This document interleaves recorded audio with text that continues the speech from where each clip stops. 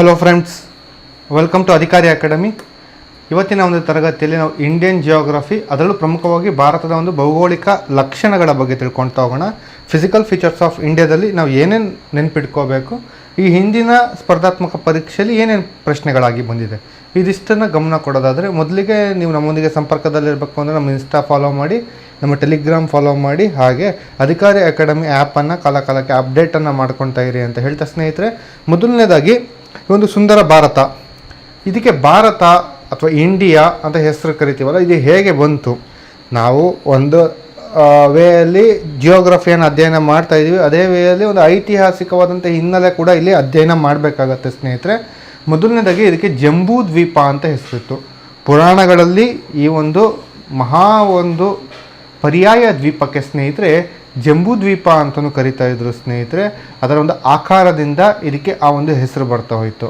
ಹಾಗೆ ಭರತ ಎನ್ನುವಂತಹ ಚಕ್ರವರ್ತಿ ಆಳ್ತಾ ಇದ್ದ, ಹಾಗಾಗಿ ಇದಕ್ಕೆ ಭರತ ವರ್ಷ ಅಂತ ಕರೆದ್ರು. ಅದೇ ಮುಂದೆ ಭಾರತ ಎನ್ನುವಂಥ ಹೆಸರನ್ನು ಪಡ್ಕೊಳ್ತು ಅಂತ ಕೂಡ ಇದೆ. ಹಾಗೆ ಆರ್ಯರ ಆಕ್ರಮಣದಿಂದ ಈ ಸಂಪೂರ್ಣ ಉತ್ತರ ಭಾರತದ ಗಂಗಾ ನದಿ ಬಯಲಿನ ಪ್ರದೇಶ ಆರ್ಯರ ಒಂದು ಕೈಗೆ ಸಿಕ್ಕಂತಾಗಿರೋದ್ರಿಂದ ಸಂಪೂರ್ಣವಾಗಿ ಆರ್ಯರು ಅಲ್ಲಿ ಬಂದು ನೆಲೆಸ್ತಾರೆ. ಆರ್ಯರ ಒಂದು ಹೊಸ ಕಲ್ಚರನ್ನು ಸ್ಟಾರ್ಟ್ ಮಾಡ್ತಾರೆ. ಹಾಗಾಗಿ ಅದಕ್ಕೆ ಆರ್ಯವ್ರತ ಅಂತ ಕೂಡ ಹೆಸರು ತಗೊಳ್ತಾ ಹೋಯಿತು. ಹಾಗೆ ಮುಂದುವರೆದಾಗೂ ಬಹಳಷ್ಟು ಭಾರತದ ಒಂದು ಭೌಗೋಳಿಕ ಒಂದು ಪ್ರದೇಶವನ್ನು ನೋಡಬೇಕಾದ್ರೆ, ಭಾರತದ ಉತ್ತರ ಭಾಗದಲ್ಲಿ ಸುಮಾರಷ್ಟು ನಾವು ಇಲ್ಲಿ ಗಮನಿಸಿ, ಇಲ್ಲಿ ಹಿಮಾಲಯದಿಂದ ಆವೃತ ಆಗಿದೆ ಸ್ನೇಹಿತರೆ. ಹಾಗೆ ಮೂರೂ ಕಡೆಯಿಂದ ಕೂಡ ಸಾಗರ ಮತ್ತು ಸಮುದ್ರಗಳಿಂದ ಇದು ಸುತ್ತುವರೆದಿದೆ. ನೋಡಿ, ನೀವು ನೋಡುವುದು ಪಶ್ಚಿಮ ಭಾಗದಲ್ಲಿ ಇರುವಂಥ ಸಮುದ್ರವನ್ನು ನಾವು ಅರೇಬಿಯನ್ ಸಿ ಅಂತ ಕರಿತೀವಿ, ಅರಬ್ಬಿ ಸಮುದ್ರ. ಪೂರ್ವದಲ್ಲಿ ಬಂಗಾಳ ಕೊಳ್ಳಿ ಇದೆ, ಬೇ ಆಫ್ ಬೆಂಗಾಲ್ ಇದೆ. ಹಾಗೆ ದಕ್ಷಿಣದಲ್ಲಿ ಹಿಂದೂ ಮಹಾಸಾಗರ ಇದೆ ಸ್ನೇಹಿತರೆ. ಈ ರೀತಿ ಇದ್ದಂತಹ ಒಂದು ಭಾರತಕ್ಕೆ ಒಂದು ಈಸಿಯೆಸ್ಟ್ ವೇಯಲ್ಲಿ ಒಂದು ವಿದೇಶಿಗರು ಬರಬಹುದು ಅಂತ ಅಂದರೆ ಜಲಮಾರ್ಗದಿಂದ ಕಷ್ಟ ಸಾಧ್ಯ. ಹಾಗೆ ಹಿಮಾಲಯ ಇರೋದ್ರಿಂದ ಉತ್ತರ ಭಾರತದಿಂದ ಕೂಡ ವಿದೇಶಿಗರು ಭಾರತಕ್ಕೆ ಬರೋದು ಕಷ್ಟ ಇತ್ತು. ಇದ್ದದ್ದು ಒಂದೇ ಒಂದು ದಾರಿ ಅಂದರೆ ಅದು ವಾಯುವ್ಯ ಭಾರತದ ಮುಖಾಂತರ ಬರೋದೆ. ಹಾಗಾಗಿ ವಾಯುವ್ಯ ಭಾರತದಲ್ಲಿ ನಮಗೆ ಮೊದಲನೇದಾಗಿ ವಿದೇಶಿಗರು ಅಂತ ನಮ್ಮೊಂದಿಗೆ ಸಂಪರ್ಕ ಮಾಡಿದವರು ಯಾರು ಅಂದರೆ ಪರ್ಷಿಯನ್ನರು. ಈ ಪರ್ಷಿಯನ್ನರಿಗೆ ಸಾ ಎನ್ನುವಂತಹ ಪದ ಬರ್ತಾ ಇರಲಿಲ್ಲ. ಸಾ ಬದಲು ಅವರು ಹಾ ಎನ್ನುವಂತಹ ಒಂದು ಪದವನ್ನು ಬಳಸ್ತಾ ಇದ್ರು. ಹಾಗಾಗಿ ಅವರಿಗೆ ಮೊದಲನೇದಾಗಿ ಸಿಗೋದೇ ಸಿಂಧೂ ನದಿ. ಹಾಗಾಗಿ ಅವರು ಸಿಂಧೂ ನದಿಯನ್ನು ಹಿಂದೂ ಅಂತ ಕರೆಯೋದಕ್ಕೆ ಆರಂಭ ಮಾಡಿದ್ರು. ಹಾಗಾಗಿ ಈ ಒಂದು ಪ್ರದೇಶಕ್ಕೆ ಹಿಂದೂಸ್ತಾನ್ ಅಂತ ಹೆಸರು ಬರ್ತಾ ಹೋಗುತ್ತೆ ಸ್ನೇಹಿತರೆ. ಹಿಂದೂ ಅಂತ ಅಥವಾ ಹಿಂದೂಸ್ತಾನ್ ಅಂತ ಕರೆದಿದ್ದು ಯಾರು ಅಂತ ಅಂದರೆ ಸ್ನೇಹಿತರೆ, ಅದು ಪರ್ಷಿಯನ್ನರು. ವೆರಿ ಇಂಪಾರ್ಟೆಂಟ್, ಕೇಳಿದ್ದಾರೆ ಸ್ಪರ್ಧಾತ್ಮಕ ಪರೀಕ್ಷೆಯಲ್ಲಿ. ಅದಾದ ನಂತರದಲ್ಲಿ ನಮಗೆ ಮತ್ತೆ ವಿದೇಶಿಗರು ಭಾರತದ ಮೇಲೆ ಆಕ್ರಮಣ ಮಾಡ್ತಾರೆ. ಅವರೇ ಗ್ರೀಕರಾಗಿರ್ತಾರೆ. ಈ ಗ್ರೀಕರಿಗೆ ಈ ಎನ್ನುವಂತಹ ಶಬ್ದ ಉಚ್ಚಾರಣೆ ಅಷ್ಟಕ್ಕಷ್ಟೇ ಆಗಿರುತ್ತೆ. ಹಾಗಾಗಿ ಅವರು ಈ ಎನ್ನುವಂತಹ ಶಬ್ದವನ್ನು ಬಳಸ್ತಾ ಹೋಗ್ತಾರೆ.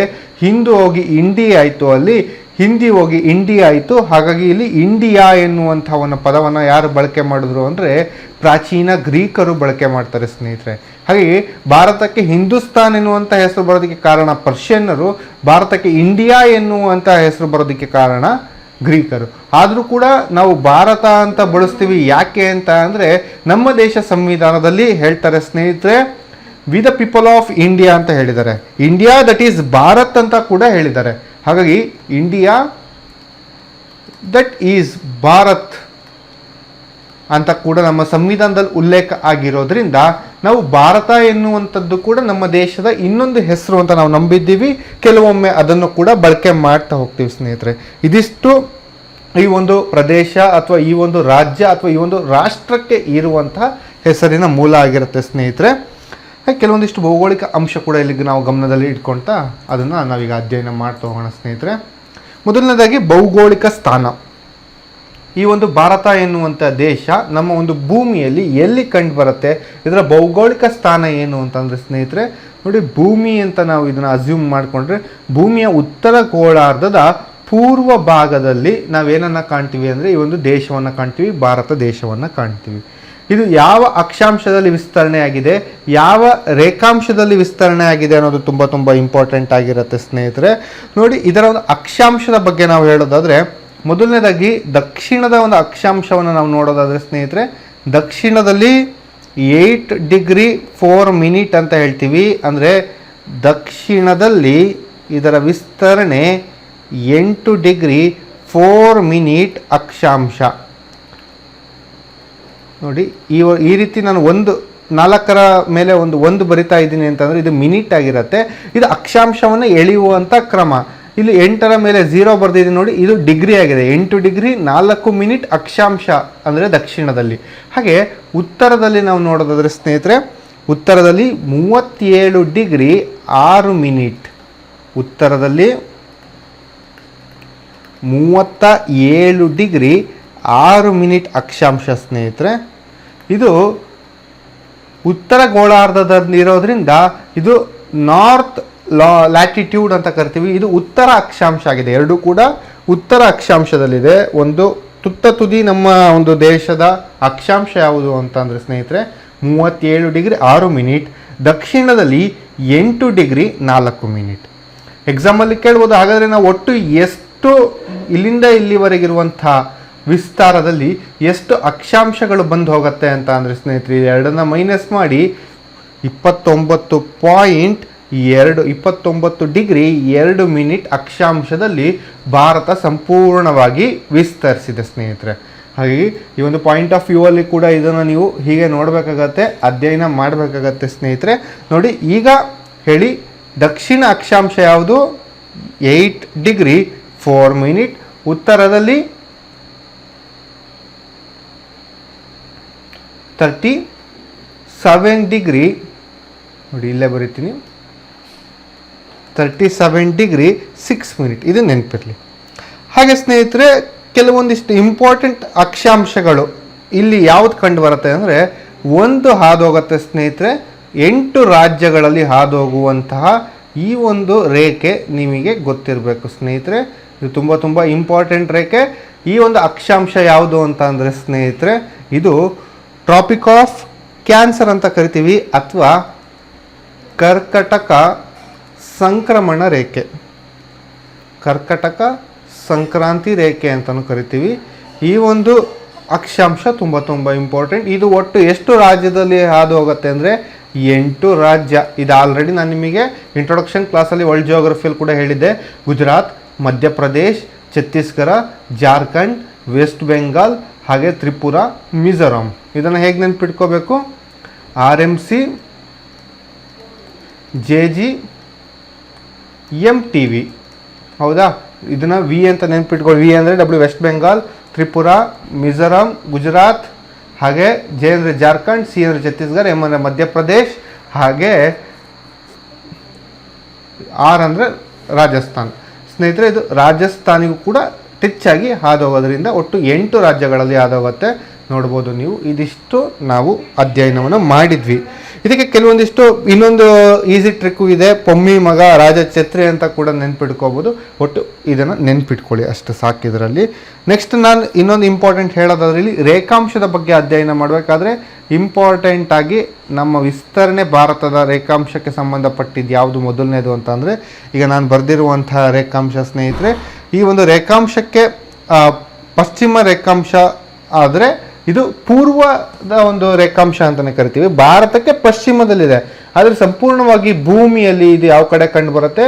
ಇದು ಪೂರ್ವದಲ್ಲೇ ಕಂಡು ಬರೋದ್ರಿಂದ ಇದನ್ನು ಈಸ್ಟ್ ಲ್ಯಾಟಿಟ್ಯೂಡ್ ಅಂತಲೇ ಕರೀತಾರೆ. ನೆನಪಿರ್ಬೇಕಾಗತ್ತೆ, ಭಾರತಕ್ಕೆ ಪಶ್ಚಿಮ, ಆದರೆ ನಾವು ಭೂಮಿಯನ್ನು ಅಬ್ಸರ್ವ್ ಮಾಡ್ಬೇಕಾದ್ರೆ ಇದು ಪೂರ್ವ ದಿಕ್ಕಲ್ಲಿರೋದ್ರಿಂದ ಇದು ಈಸ್ಟ್ ಲಾಂಗಿಟ್ಯೂಡ್ ಆಗಿರುತ್ತೆ. ನೆನಪಿರಲಿ, ಇದು ಈಸ್ಟ್ ಲಾಂಗಿಟ್ಯೂಡ್. ಎಷ್ಟನೇ ಈಸ್ಟ್ ಲಾಂಗಿಟ್ಯೂಡ್ ಅನ್ನೋದು ಇಂಪಾರ್ಟೆಂಟ್. ಇದು 68 ಡಿಗ್ರಿ 7 ಮಿನಿಟ್. ಇದು 68 ಡಿಗ್ರಿ 7 ಮಿನಿಟ್ ಗುಜರಾತ್ನ ಸರ್ಕ್ರಿಕ್ ಮೇಲೆ ಹಾದೋಗ್ತಾ ಇದೆ, ನೋಡ್ಬೋದು ನೀವು. ಇದು ನಮ್ಮ ಒಂದು ವಿಸ್ತರಣೆಗೆ ಸಂಬಂಧಪಟ್ಟಂತೆ ಇರುವಂಥ ರೇಖಾಂಶ. ಅದೇ ರೀತಿ ಪೂರ್ವ ದಿಕ್ಕಿನಲ್ಲಿ ಇದೆ ಸ್ನೇಹಿತರೆ, ಪೂರ್ವ ದಿಕ್ಕಿನಲ್ಲೂ ಕೂಡ ಒಂದು ರೇಖಾಂಶ ಇದೆ. ಇದನ್ನು ಕೂಡ ಈಸ್ಟ್ ಲಾಂಗಿಟ್ಯೂಡ್ ಅಂತಲೇ ಕರೀತಾರೆ. ಇದು ನಂಬರನ್ನು ನೆನ್ಪಿಟ್ಕೋಬೇಕಾಗತ್ತೆ ನೀವು, 97 ಡಿಗ್ರಿ 25 ಮಿನಿಟ್. ಇದು ಕೂಡ ಈಸ್ಟ್ ಲಾಂಗಿಟ್ಯೂಡ್ ಆಗಿರುತ್ತೆ ಸ್ನೇಹಿತರೆ. ಈಗ ನೀವು ಯಾವ್ಯಾವುದು ನೆನ್ಪಿಟ್ಕೋಬೇಕು? ಒಂದು 8 ಡಿಗ್ರಿ 4 ಮಿನಿಟ್, ಇನ್ನೊಂದು ಪ್ರಮುಖವಾಗಿ 37 ಡಿಗ್ರಿ 6 ಮಿನಿಟ್, ಇನ್ನೊಂದು 68 ಡಿಗ್ರಿ 7 ಮಿನಿಟ್, ಇನ್ನೊಂದು 97 ಡಿಗ್ರಿ 25 ಮಿನಿಟ್. ಸ್ನೇಹಿತರೆ, ನೀವು ನೆನ್ಪಿಟ್ಕೋಬೇಕಾಗಿದೆ. ಹೇಗೆ ನೆನ್ಪಿಟ್ಕೊಳ್ಳಿ ಅಂತಂದರೆ ನೋಡಿ, ಇದು ನಾರ್ತ್ ಟು ಸೌತ್. ಇದು ಯಾವುದು ಸ್ನೇಹಿತರೆ? ಇದು ನಮ್ಮ ದೇಶದ ವೆಸ್ಟ್ ಟು ಈಸ್ಟ್, ಆದರೆ ಇದೆರಡು ಕೂಡ ಈಸ್ಟ್ ಲಾಂಗಿಟ್ಯೂಡ್ ಆಗಿರುತ್ತೆ, ಇದೆರಡು ಕೂಡ ನಾರ್ತ್ ಲ್ಯಾಟಿಟ್ಯೂಡ್ ಆಗಿರುತ್ತೆ. ನೋಡಿ, ಇದಿಷ್ಟನ್ನು ನೆನ್ಪಿಟ್ಕೊಳ್ಳಿ. ಆ ನಂಬರ್ ತುಂಬ ಇಂಪಾರ್ಟೆಂಟ್ ಆಗಿರುತ್ತೆ. ಸ್ಟ್ಯಾಟಿಕ್ ಪಾಯಿಂಟ್ ಆಫ್ ವ್ಯೂ ಇಂದ ನಾನು ಹೇಳ್ತಾ ಇರೋದ್ರಿಂದ ಭಾರತದ ವಿಸ್ತರಣೆ ನಿಮ್ಗೆ ಗೊತ್ತಾಗಿದೆ ಎಷ್ಟು ಒಳಗಿದೆ ಅಂತ. ಹಾಗೆ ಇಂಪಾರ್ಟೆಂಟ್ ಆಗಿ ಒಂದು ರೇಖೆಯನ್ನು ನೆನ್ಪಿಟ್ಕೋಬೇಕು, 8 ರಾಜ್ಯದಲ್ಲಿ ಹರಿಯುತ್ತೆ. RMC, JG, MTV ಅಂತ ನೆನ್ಪಿಟ್ಕೊಳ್ಳಿ ಸ್ನೇಹಿತರೆ. 8 ರಾಜ್ಯ ನೆನ್ಪಿಟ್ಕೊಳ್ಳಿ, ಅದ್ರ ಮೇಲೆ ಹಾದು ಹೋಗುವಂತಹ ಒಂದು ಅಕ್ಷಾಂಶ ನಾವು ಡಿಸ್ಕಸ್ ಮಾಡಿದ್ವಿ. ಹಾಗೆ ಇಲ್ಲಿ ಸ್ನೇಹಿತರೆ ಇನ್ನೊಂದು ಲಾಂಗಿಟ್ಯೂಡ್ ರೇಖಾಂಶ ತುಂಬ ಇಂಪಾರ್ಟೆಂಟ್ ಆಗುತ್ತೆ ಸ್ನೇಹಿತರೆ. ಅದು ನಮಗೆ ಸಮಯವನ್ನು ಹೇಳುತ್ತೆ ಸ್ನೇಹಿತರೆ. ನಮಗೆ ಸಮಯವನ್ನು ಹೇಳೋದಕ್ಕೆ ಸಹಾಯ ಮಾಡ್ತಾ ಇರುವಂತಹ ಒಂದು ರೇಖೆ ಆಗಿರುತ್ತೆ. ಇದೇ 82.5 ಡಿಗ್ರಿ, 82.5 ಅಥವಾ 82 ಡಿಗ್ರಿ 5 ಮಿನಿಟ್ ಅಂತಲೂ ಹೇಳ್ತೀವಿ.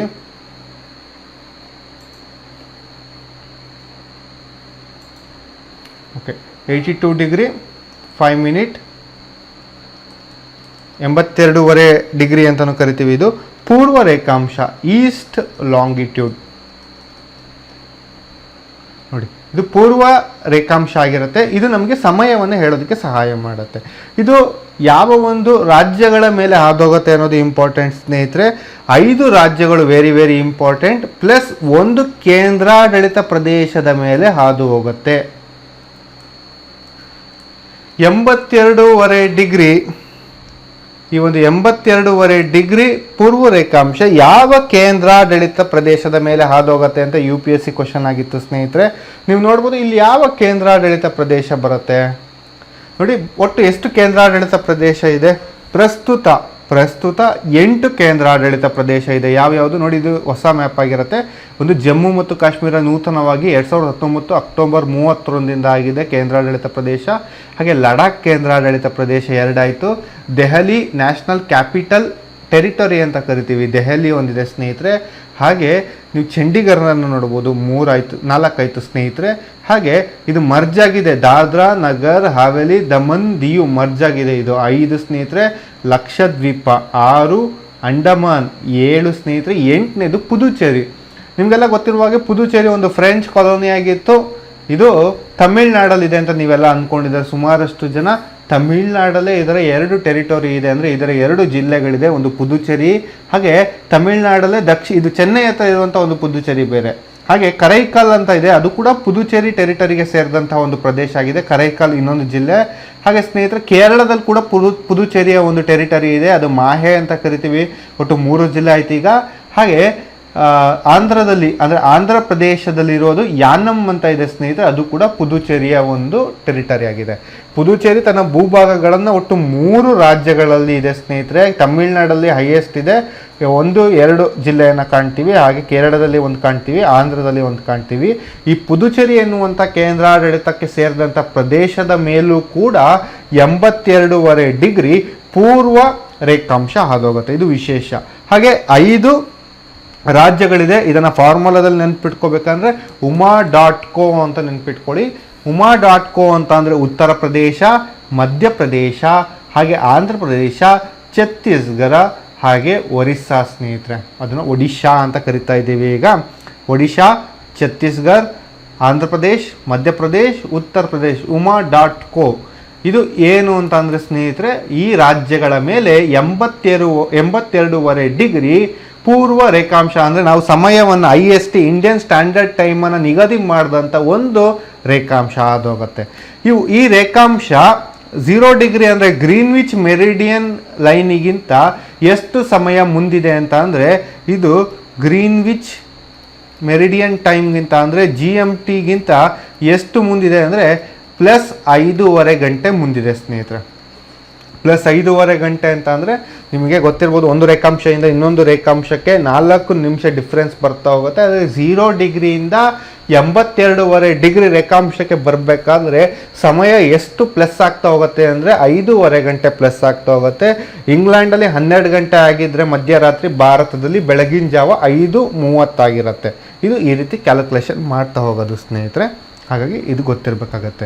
ಇನ್ನೊಂದು ಸುಮಾರಷ್ಟು ಎಕ್ಸಾಮಲ್ಲಿ ಕೇಳ್ತಾ ಇದ್ದಾರೆ, ಈ ಒಂದು 23.5 ಡಿಗ್ರಿ, ಈ 23.5 ಡಿಗ್ರಿ ಉತ್ತರ ಅಕ್ಷಾಂಶದಲ್ಲಿ ಕಂಡು ಬರುತ್ತೆ. ಇದನ್ನ ಟ್ರಾಪಿಕ್ ಆಫ್ ಕ್ಯಾನ್ಸರ್, ಕರ್ಕಟಕ ಸಂಕ್ರಾಂತಿ ರೇಖೆ ಅಂತ ಕರಿತೀವಲ್ಲ ಇದು.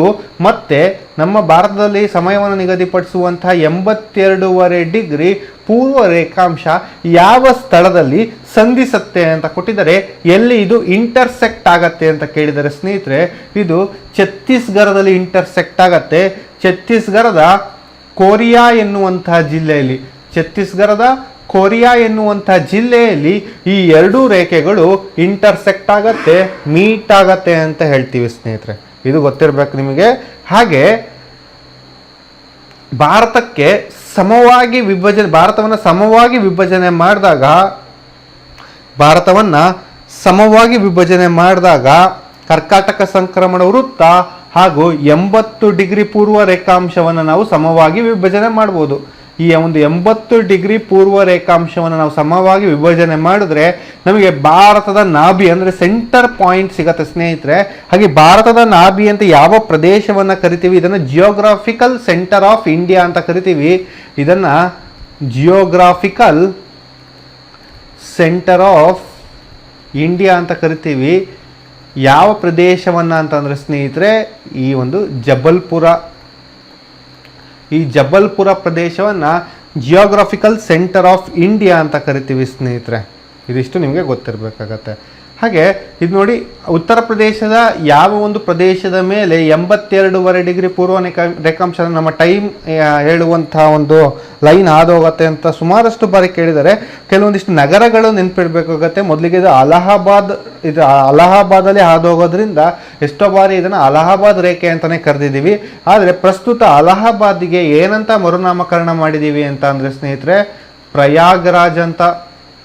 ಈಗಿನ ಪ್ರಶ್ನೆ ಪತ್ರಿಕೆಗಳಲ್ಲಿ ನಾವು ಅಲಹಾಬಾದ್ ಅಂತ ಕಾಣೋದಿಲ್ಲ, ಇನ್ಮೇಲೆ ನಾವು ಅದನ್ನು ಪ್ರಯಾಗ್ರಾಜ್ ಅಂತ ಕಾಣ್ತೀವಿ. ಹಾಗಾಗಿ ತುಂಬ ಇಂಪಾರ್ಟೆಂಟ್ ಆಗುತ್ತೆ. ಈ ಕೆಳಗಿನ ಯಾವ ಸ್ಥಳದ ಮೇಲೆ ಭಾರತೀಯ ಒಂದು ಸಮಯದ ಒಂದು ರೇಖೆ ಹಾದೋಗುತ್ತೆ ಅಂತ ಅಂದರೆ ಸ್ನೇಹಿತರೆ, ಅದು ಅಲಹಾಬಾದ್ ಅಂತ ಇತ್ತು. ಈಗ ಪ್ರಯಾಗ್ರಾಜ್ ಅಂತ ಹೇಳಬೇಕಾಗತ್ತೆ. ಪ್ರಯಾಗ್ರಾಜಲ್ಲೂ ಕೂಡ ಪರ್ಟಿಕ್ಯುಲರ್ ಆಗಿ ಒಂದು ಪ್ಲೇಸ್ ಕೇಳ್ತಾ ಇದ್ದಾರೆ. ಪ್ರಯಾಗ್ರಾಜಿನ ಸಮೀಪ ಮಿರ್ಜಾಪುರ ಅಂತ ಇದೆ ಸ್ನೇಹಿತರೆ. ನಿಮಗೆ ಇನ್ನೂ ಡೀಟೇಲ್ ಆಗಿ ಮಿರ್ಜಾಪುರ ಅಂತ ಕೇಳಿದ್ರೆ ನೀವು ಮಿರ್ಜಾಪುರಕ್ಕೆ ಟಿಕ್ ಹಾಕಬೇಕಾಗತ್ತೆ ಸ್ನೇಹಿತರೆ. ನೋಡಿ, ಇದು ತುಂಬ ಡಿಟೇಲಿಗೆ ಹೋದರೆ ನಾವು ಇಷ್ಟೆಲ್ಲ ವಿಷಯಗಳನ್ನು ಇಲ್ಲಿ ಅಧ್ಯಯನವನ್ನು ಮಾಡ್ತಾ ಹೋಗ್ಬೋದು. ಹಾಗೆ ನೀವು ಆಂಧ್ರ ಪ್ರದೇಶದ ಕಾಕಿನಾಡದ ಮೇಲೆ ಹಾದೋಗುತ್ತೆ. ಈ ಒಂದು ಪ್ರದೇಶ ಆಂಧ್ರ ಪ್ರದೇಶದ ಕಾಕಿನಾಡ ಬರುತ್ತೆ. ಕೆಳಗೆ ಯಾನಮ್ ಅಂದರೆ ಪುದುಚೇರಿ ಬರುತ್ತೆ. ಹಾಗೆ ಒಡಿಶಾದ ಕೆಲವೊಂದಿಷ್ಟು ನಗರಗಳು ರಾಯ್ಪುರ ಬರ್ತಾ ಹೋಗುತ್ತೆ ಸ್ನೇಹಿತರೆ. ಹಾಗೆ ನೋಡ್ತಾ ಹೋದರೆ ಅಲಹಾಬಾದ್ ಮೇಲೆ ಹಾದೋಗುತ್ತೆ. ಇದಿಷ್ಟು ಇಂಪಾರ್ಟೆಂಟ್ ಆದಂಥ ಒಂದು ಪ್ಲೇಸಸ್ಸನ್ನು ನೆನ್ಪಿಟ್ಕೊಳ್ಳಿ. ಹಾಗೆ ಭಾರತದ ತುದಿಗಳು ಕೂಡ ಇಂಪಾರ್ಟೆಂಟ್. ನೋಡಿ, ಇಲ್ಲಿ ಈ ಒಂದು ನೋಡಿ 68°7' ಈಸ್ಟ್ ಇದರಲ್ಲಿ ಈ ಒಂದು ರೇಖೆ. ಹಾಗೆ ಸ್ವಲ್ಪ ರಿವಿಷನ್ ಮಾಡ್ಕೊಳ್ಳಿ. 97°25' ಈ ರೇಖೆ. ಹಾಗಾದರೆ ಇಲ್ಲಿ ಬರುವಂಥ ತುದಿಯ ಪ್ರದೇಶ, ಭಾರತದ ತುದಿಯ ಪ್ರದೇಶ ಯಾವುದು ಸ್ನೇಹಿತರೆ? ಇದು ಹಲವಾರು ಬಾರಿ ಕೇಳಿದರೆ ಇದು ಪಶ್ಚಿಮ ತುದಿಯಾಗಿರುತ್ತೆ. ಇದು ಗುಜರಾತ್ ರಾಜ್ಯದ ಕಚ್ ಜಿಲ್ಲೆಯ ಇನ್ನೂ ಡೀಟೇಲ್ ಆಗಿ ಹೇಳೋದಾದರೆ ಸರ್ಕ್ರಿಕ್ ಎನ್ನುವಂಥ ಪ್ರದೇಶ. ಭಾರತ ಮತ್ತು ಪಾಕಿಸ್ತಾನದ ನಡುವೆ ವಿವಾದಿತವಾಗಿರುವಂಥ ಒಂದು ಪ್ರದೇಶದ ಮೇಲೆ ಈ ಒಂದು 68.7° ಪೂರ್ವ ರೇಖಾಂಶ ಆದೋಗುತ್ತೆ. ಇದು ಭಾರತದ ಅತ್ಯಂತ ಪಶ್ಚಿಮದ ತುದಿಯಾಗಿದೆ. ಹಾಗೆ ಭಾರತದ ಅತ್ಯಂತ ಪೂರ್ವದ ತುದಿ ಯಾವುದು ಅಂತ ಅಂದರೆ 97°25' ಪೂರ್ವ ರೇಖಾಂಶ ಸ್ನೇಹಿತರೆ. ಇಲ್ಲಿ ಯಾವ ಪ್ರದೇಶ ಬರುತ್ತೆ ಅಂದರೆ ಅರುಣಾಚಲ ಪ್ರದೇಶದ ಸ್ನೇಹಿತರೆ ಒಂದು ಪೂರ್ವ ಲೋಹಿತ ಜಿಲ್ಲೆ ಅಂತ ಹೇಳ್ತೀವಿ. ಇದನ್ನು ಪೂರ್ವ ಲೋಹಿತ ಜಿಲ್ಲೆ ಅಂತ ಹೇಳ್ತೀವಿ. ಪೂರ್ವ ಲೋಹಿತ ಜಿಲ್ಲೆ ಇದರ ಹೆಸರೇ ಪೂರ್ವ ಲೋಹಿತ ಜಿಲ್ಲೆಯ ಕಿಬಿತು. ಹಾಗಾಗಿ ಇದು ನಿಮಗೆ ನೆನಪಿರಬೇಕಾಗತ್ತೆ ಸ್ನೇಹಿತರೆ. ತುಂಬ ಇಂಪಾರ್ಟೆಂಟ್ ಆದಂತಹ ವಿಷಯಗಳನ್ನು ನಾವಿಲ್ಲಿ ಪ್ರಸ್ತಾಪವನ್ನು ಮಾಡಿದ್ದೀವಿ. ಈಗ ನೆಕ್ಸ್ಟು ಉತ್ತರದ ನೋಡೋದಾದರೆ, ಉತ್ತರದ ತುದಿಯನ್ನು ಏನಂತ ಕರಿತೀವಿ ಅಂತ ಅಂದರೆ ಸ್ನೇಹಿತರೆ, ಉತ್ತರದ ತುದಿಯನ್ನು ನಾವು ಇಂದಿರಾ ಕೋಲ್ ಅಂತ ಕರಿತೀವಿ. ನೋಡಿ, ಈ ಇಂದಿರಾ ಕೋಲ್ ಎನ್ನುವಂತಹ ಪ್ರದೇಶ ಹಿಮಪಾತಕ್ಕೆ ತುತ್ತಾಗಿ ಅದೇ ರೀತಿ ಈ ಒಂದು ಪ್ರದೇಶ ಪಾಕ್ ಆಕ್ರಮಿತ ಪ್ರದೇಶ ಕೂಡ ಆಗಿರೋದ್ರಿಂದ ಈ ಇಂದಿರಾ ಕೋಲ್ ಎನ್ನುವಂತಹ ಪ್ರದೇಶ ಇತ್ತೀಚೆಗೆ ಇದನ್ನು ಕಿಲಿಕ್ ಪಾತ್ ಅಂತಲೂ ಕರಿತಿದ್ದೀವಿ ನಾವು. ಇದನ್ನು ಕಿಲಿಕ್ ಪಾತ್ ಅಂತ ಕರಿತಾ ಇದ್ದೀವಿ. ಇಂದಿರಾ ಕೋಲ್ ಫಸ್ಟ್ ಇತ್ತು, ಇಲ್ಲಿ ಹಿಮಪಾತಗಳು ಸಂಭವಿಸಿ ನಮ್ಮ ಉತ್ತರದ ತುದಿ ಕಿಲಿಕ್ ಪಾತ್ ಅಂತಲೂ ಕೂಡ ಹೇಳ್ತಾ ಇದ್ದೀವಿ. ನೋಡಿ, ಸ್ಪರ್ಧಾತ್ಮಕ ಪರೀಕ್ಷೆಯಲ್ಲಿ ಆಪ್ಷನಲ್ಲಿ ಇಂದಿರಾ ಕೋಲ್ ಮತ್ತು ಕಿಲಿಕ್ ಪಾತ್ ಎರಡೂ ಇದ್ದರೆ ಉತ್ತರ ಸರಿಯಾದ ಕಿಲಿಕ್ ಪಾತ್ ಆಗಿರುತ್ತೆ. ಕಿಲಿಕ್ ಪಾತ್ ಇಲ್ಲ, ಬರೀ ಇಂದಿರಾ ಕೋಲ್ ಇತ್ತು ಅಂದರೆ ನಿಮ್ಮ ಆನ್ಸರ್ ಇಂದಿರಾ ಕೋಲ್ಗೆ ಹಾಕಿ. ಇಂದಿರಾ ಕೋಲ್ ನಮ್ಮ ದೇಶದ ಉತ್ತರದ ತುದಿ ಹೌದು, ಆದರೆ ಇದು ಗಿಲ್ಗಿಟ್ ಬಾಲ್ಟಿಸ್ತಾನ್ ಪ್ರದೇಶದಲ್ಲಿತ್ತು. ಇದು ಹಿಮಪಾತಕ್ಕೆ ತುತ್ತಾಗಿ, ಹಾಗೆ ಈಗ ಇತ್ತೀಚೆಗೆ ನಮ್ಮ ಒಂದು ತುದಿ ಯಾವುದು ಅಂತ ಹೇಳ್ತಾ ಇದ್ದೀವಿ ಅಂದರೆ ಕಿಲಿಕ್ ಪಾತ್ ಅಂತ ಹೇಳ್ತಾ ಇದ್ದೀವಿ. ಎರಡೂ ಇದ್ರೆ ಕಿಲಿಕ್ ಪಾತ್ ಸರಿಯಾದ ಉತ್ತರ, ಬರೀ ಇಂದಿರಾ ಕೋಲ್ ಇದ್ರೆ ಇಂದಿರಾ ಕೋಲೇ ಸರಿಯಾದ ಉತ್ತರ. ಬೇಸಿಕ್ ಇದನ್ನ ಅರ್ಥ ಮಾಡ್ಕೊಳ್ಳಿ. ಹಾಗೆ ದಕ್ಷಿಣದ ತುದಿ ನೋಡಿ, ಈ ಒಂದು ದಕ್ಷಿಣದ ತುದಿಯನ್ನು ನಾವು ಭಾರತದ ಒಂದು ಭೂ ತುದಿಯನ್ನು ನೋಡೋದಾದ್ರೆ ಸ್ನೇಹಿತರೆ, ಇದು ತಮಿಳುನಾಡಿನ ಕನ್ಯಾಕುಮಾರಿ ಅಂತ ಹೇಳ್ತೀವಿ. ಅದರ ಕೇಪ್ ಕ್ಯಾಮರೈನ್ ಅಂತ ಕರಿತೀವಿ. ಕೇಪ್ ಕ್ಯಾಮರಿನ್ ಇದು ಭೂಗಡಿಯ ತುದಿ. ಆದರೆ ಭಾರತದ ಒಂದು ಅಕ್ಷಾಂಶದಲ್ಲಿ ನಾವು ಹೇಳಿದರೆ ತುದಿ ಯಾವುದು ಅಂತಂದರೆ ಸ್ನೇಹಿತರೆ, ಅದು ಇಂದಿರಾ ಪಾಯಿಂಟ್ ಆಗಿರುತ್ತೆ ಸ್ನೇಹಿತರೆ. ಇದು ಸಂಪೂರ್ಣವಾಗಿ ಭಾರತದ ಒಂದು ಟೆರಿಟರಿಗೆ ಸೇರಿದಂಥ ಒಂದು ದ್ವೀಪ ಆಗಿರೋದ್ರಿಂದ ಇದನ್ನು ಕೂಡ ನಾವು ಸೇರಿಸ್ಕೊಬೇಕಾಗತ್ತೆ. ಸಂಪೂರ್ಣವಾಗಿ ಭಾರತದ ತುದಿ, ಭಾರತದ ಒಂದು ಏನು ಸಂಪೂರ್ಣ ಟೆರಿಟರಿಯ ತುದಿ ಯಾವುದು ಅಂತ ಕೇಳಿದ್ರೆ, ಭಾರತದ ಒಂದು ವ್ಯಾಪ್ತಿಯ ತುದಿ ಯಾವುದು ಅಂತ ಕೇಳಿದ್ರೆ, ಅದು ನಿಕೋಬಾರ್ ದ್ವೀಪದ ಸರಣಿಯಲ್ಲಿ ಕಂಡುಬರುವಂತಹ ಇಂದಿರಾ ಪಾಯಿಂಟ್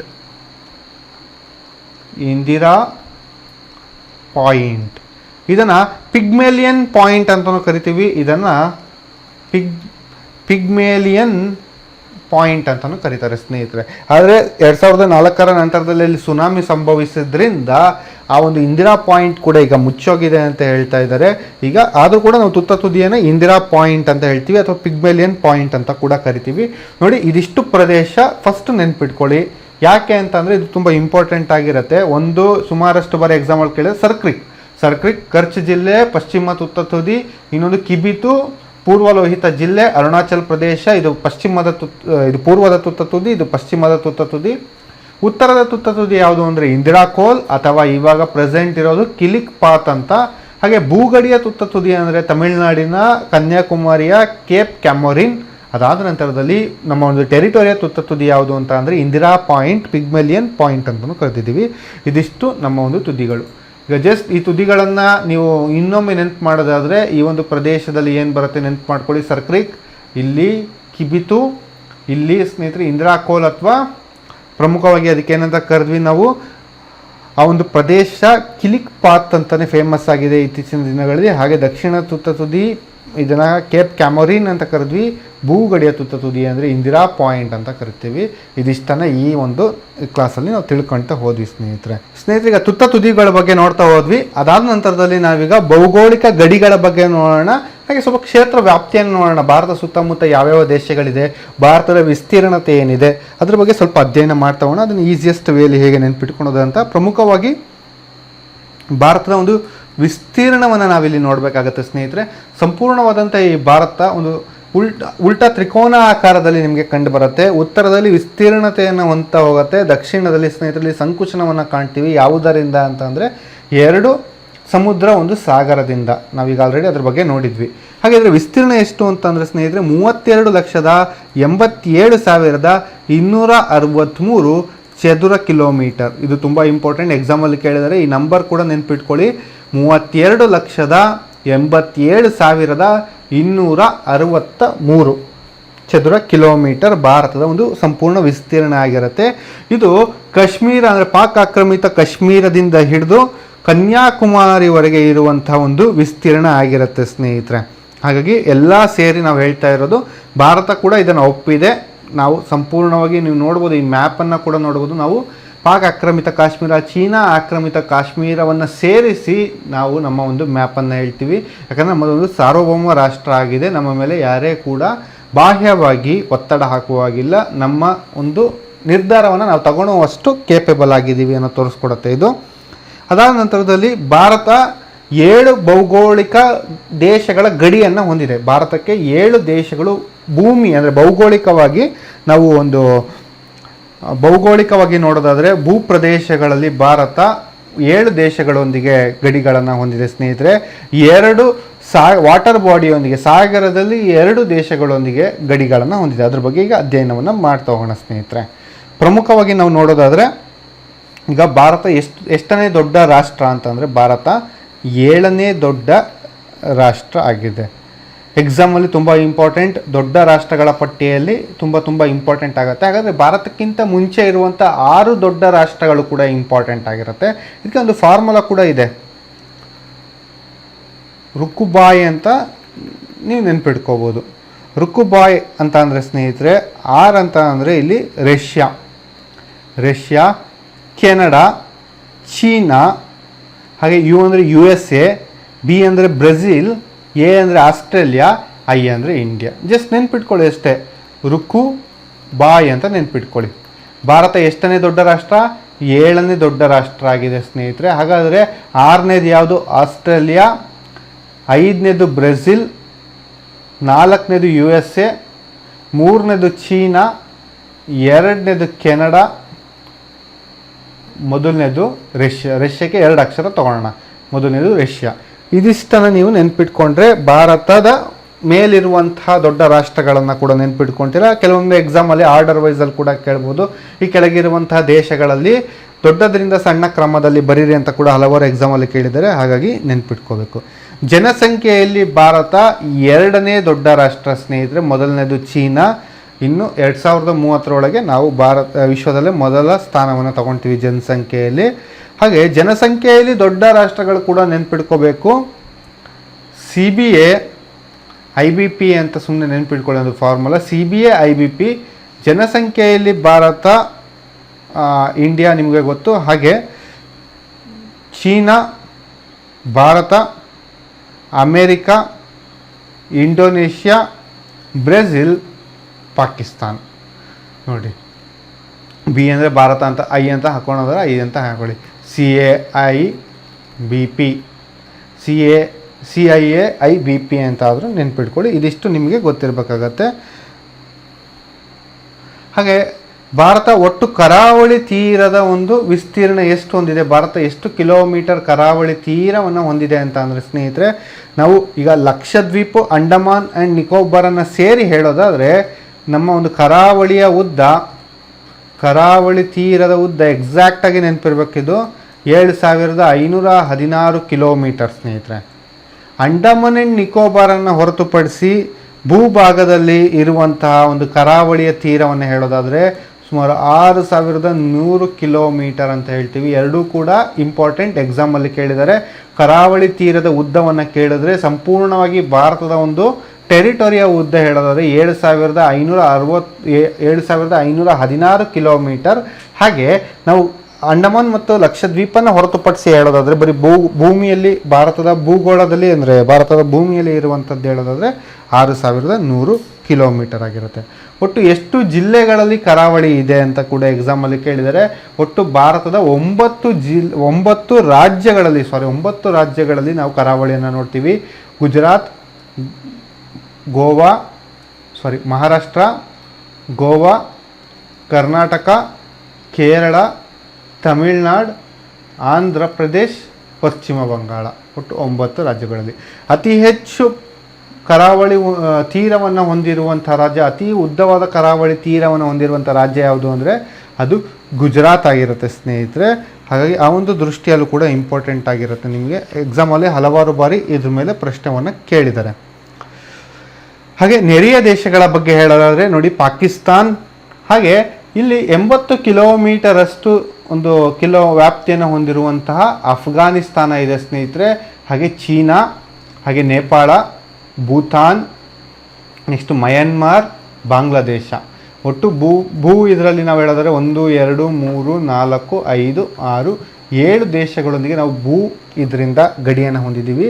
ಹಾಗೆ ಜಲದೊಂದಿಗೂ ಕೂಡ ನಾವು ಇತರ ದೇಶಗಳೊಂದಿಗೆ ಗಡಿಯನ್ನು ಹೊಂದಿದ್ದೀವಿ. ಒಂದು ಶ್ರೀಲಂಕಾ, ಹಾಗೆ ಇನ್ನೊಂದು ಮಾಲ್ಡೀವ್ಸ್ನೊಂದಿಗೆ ಸ್ನೇಹಿತರೆ.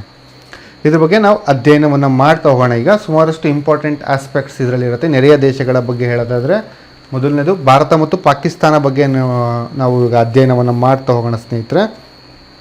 ಒಟ್ಟು 3310 ಕಿಲೋಮೀಟರಷ್ಟು ವಿಸ್ತಾರವಾದಂತಹ ಒಂದು ಅಂತಾರಾಷ್ಟ್ರೀಯ ಗಡಿರೇಖೆಯನ್ನು ನಾವು ಪಾಕಿಸ್ತಾನದೊಂದಿಗೆ ಹೊಂದಿದ್ದೀವಿ ಸ್ನೇಹಿತರೆ.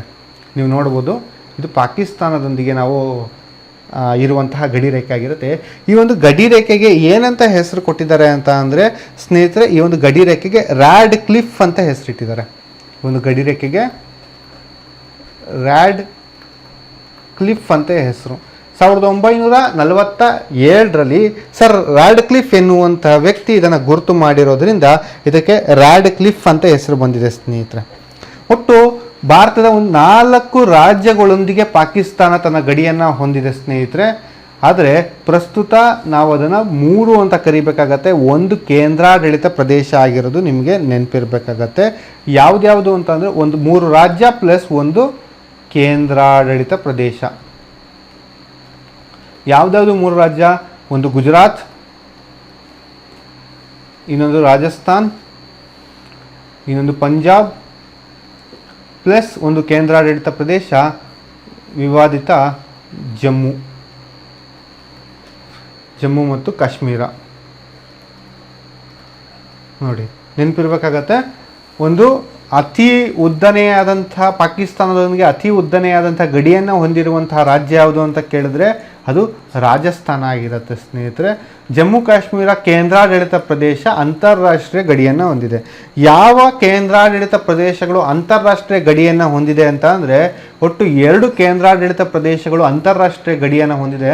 ಒಂದು ಜಮ್ಮು ಕಾಶ್ಮೀರ, ಇನ್ನೊಂದು ಲಡಾಖ್ ಕೇಂದ್ರಾಡಳಿತ ಪ್ರದೇಶ ಚೀನಾದೊಂದಿಗೆ ಅಂತಾರಾಷ್ಟ್ರೀಯ ಗಡಿಯನ್ನು ಹೊಂದಿದೆ. ಇದು ಇಂಪಾರ್ಟೆಂಟ್. ಒಟ್ಟು 2 ಕೇಂದ್ರಾಡಳಿತ ಪ್ರದೇಶಗಳು ಅಂತಾರಾಷ್ಟ್ರೀಯ ಗಡಿಯನ್ನು ಹೊಂದಿದೆ. ಹಾಗಾಗಿ 3 ರಾಜ್ಯ ಒಂದು ಕೇಂದ್ರಾಡಳಿತ ಪ್ರದೇಶದೊಂದಿಗೆ ಪಾಕಿಸ್ತಾನ ಗಡಿಯನ್ನು ಹೊಂದಿದೆ. ಈ ಪ್ರತ್ಯೇಕ ಮಾಡುವಂಥ ರೇಖೆಗೆ ರ್ಯಾಡ್ ಕ್ಲಿಫ್ ಅಂತ ಕರಿತೀವಿ ಸ್ನೇಹಿತರೆ. ಈ ರೇಖೆ ಗುಜರಾತ್ನಿಂದ ಆರಂಭ ಆಗಿ ನೀವು ಟಿಬೆಟ್ವರೆಗೂ ಕೂಡ ಇದನ್ನು ವಿಸ್ತಾರತೆಯನ್ನು ನೋಡ್ತಾ ಹೋಗ್ಬೋದು ಈ ಒಂದು ಗಡಿಯನ್ನು ಸ್ನೇಹಿತರೆ. ಹಾಗೆ ಭಾರತ ಮತ್ತು ಪಾಕಿಸ್ತಾನದ ನಡುವೆ ಆಗಾಗ ಯುದ್ಧಗಳು ಕೂಡ ಆಗ್ತಾ ಇರುತ್ತೆ ಸ್ನೇಹಿತರೆ.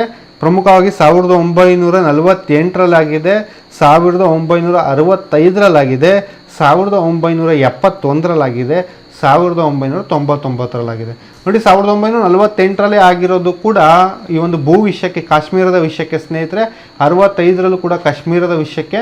ನೋಡಿ 71ರಲ್ಲಿ ಮಾತ್ರ ಆಗಿದ್ದ ವಿಷಯ ಯಾವುದು ಅಂತಂದರೆ ಬಾಂಗ್ಲಾದೇಶವನ್ನು ವಿಮೋಚನೆ ಮಾಡಬೇಕು ಅಂತ ಆಗಿನ ಇಂದಿರಾ ಗಾಂಧಿಯ ಸರ್ಕಾರ ಶೇಖ್ ಮುಜಿಬುರ್ ರೆಹಮಾನ್ ಅವರಿಗೆ ಸಹಾಯವನ್ನು ನೀಡೋದಕ್ಕಾಗಿ ಮಾಡಿದಂಥ ಯುದ್ಧ ಆಗಿತ್ತು.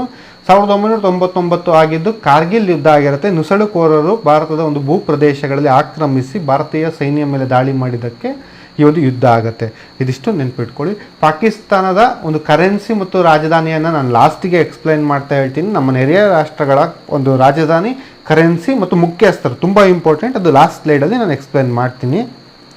ಓಕೆ, ನೆಕ್ಸ್ಟು ಭಾರತ ಮತ್ತು ಅಫ್ಘಾನಿಸ್ತಾನ. ಭಾರತ ಮತ್ತು ಅಫ್ಘಾನಿಸ್ತಾನ ಎಲ್ಲಿ ಗಡಿ ಪ್ರದೇಶಗಳನ್ನು ಹೊಂದಿದೆ ಸರ್ ಅಂತ ಅಂದ್ಕೊಂಡ್ರೆ ಸ್ನೇಹಿತರೆ, ಆರಂಭದಲ್ಲಿ ರ್ಯಾಡ್ ಕ್ಲಿಫ್ ಲೈನನ್ನು ಎಳಿಬೇಕಾದ್ರೆ ನಮಗೆ 80 ಕಿಲೋಮೀಟರಷ್ಟು ಒಂದು ಲೈನನ್ನು ಡ್ಯುರಾಂಡ್ ಅನ್ನುವಂಥ ವ್ಯಕ್ತಿ ಭಾರತ ಮತ್ತು ಅಫ್ಘಾನಿಸ್ತಾನ ನಡುವೆ ಎಳೆದಿರ್ತಾರೆ.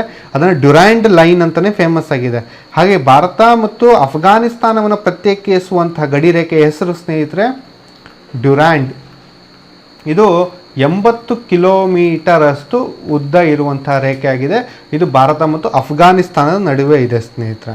ಹಾಗಾಗಿ ಯಾವ ಒಂದು ಪ್ರದೇಶ ಬರುತ್ತೆ ಅಂತಂದರೆ ಕೇವಲ ಒಂದೇ ಒಂದು ಪ್ರದೇಶ ಅಫ್ಘಾನಿಸ್ತಾನದೊಂದಿಗೆ ನಾವು ಕಾಣ್ತಾ ಹೋಗ್ತೀವಿ, ಅದು ಜಮ್ಮು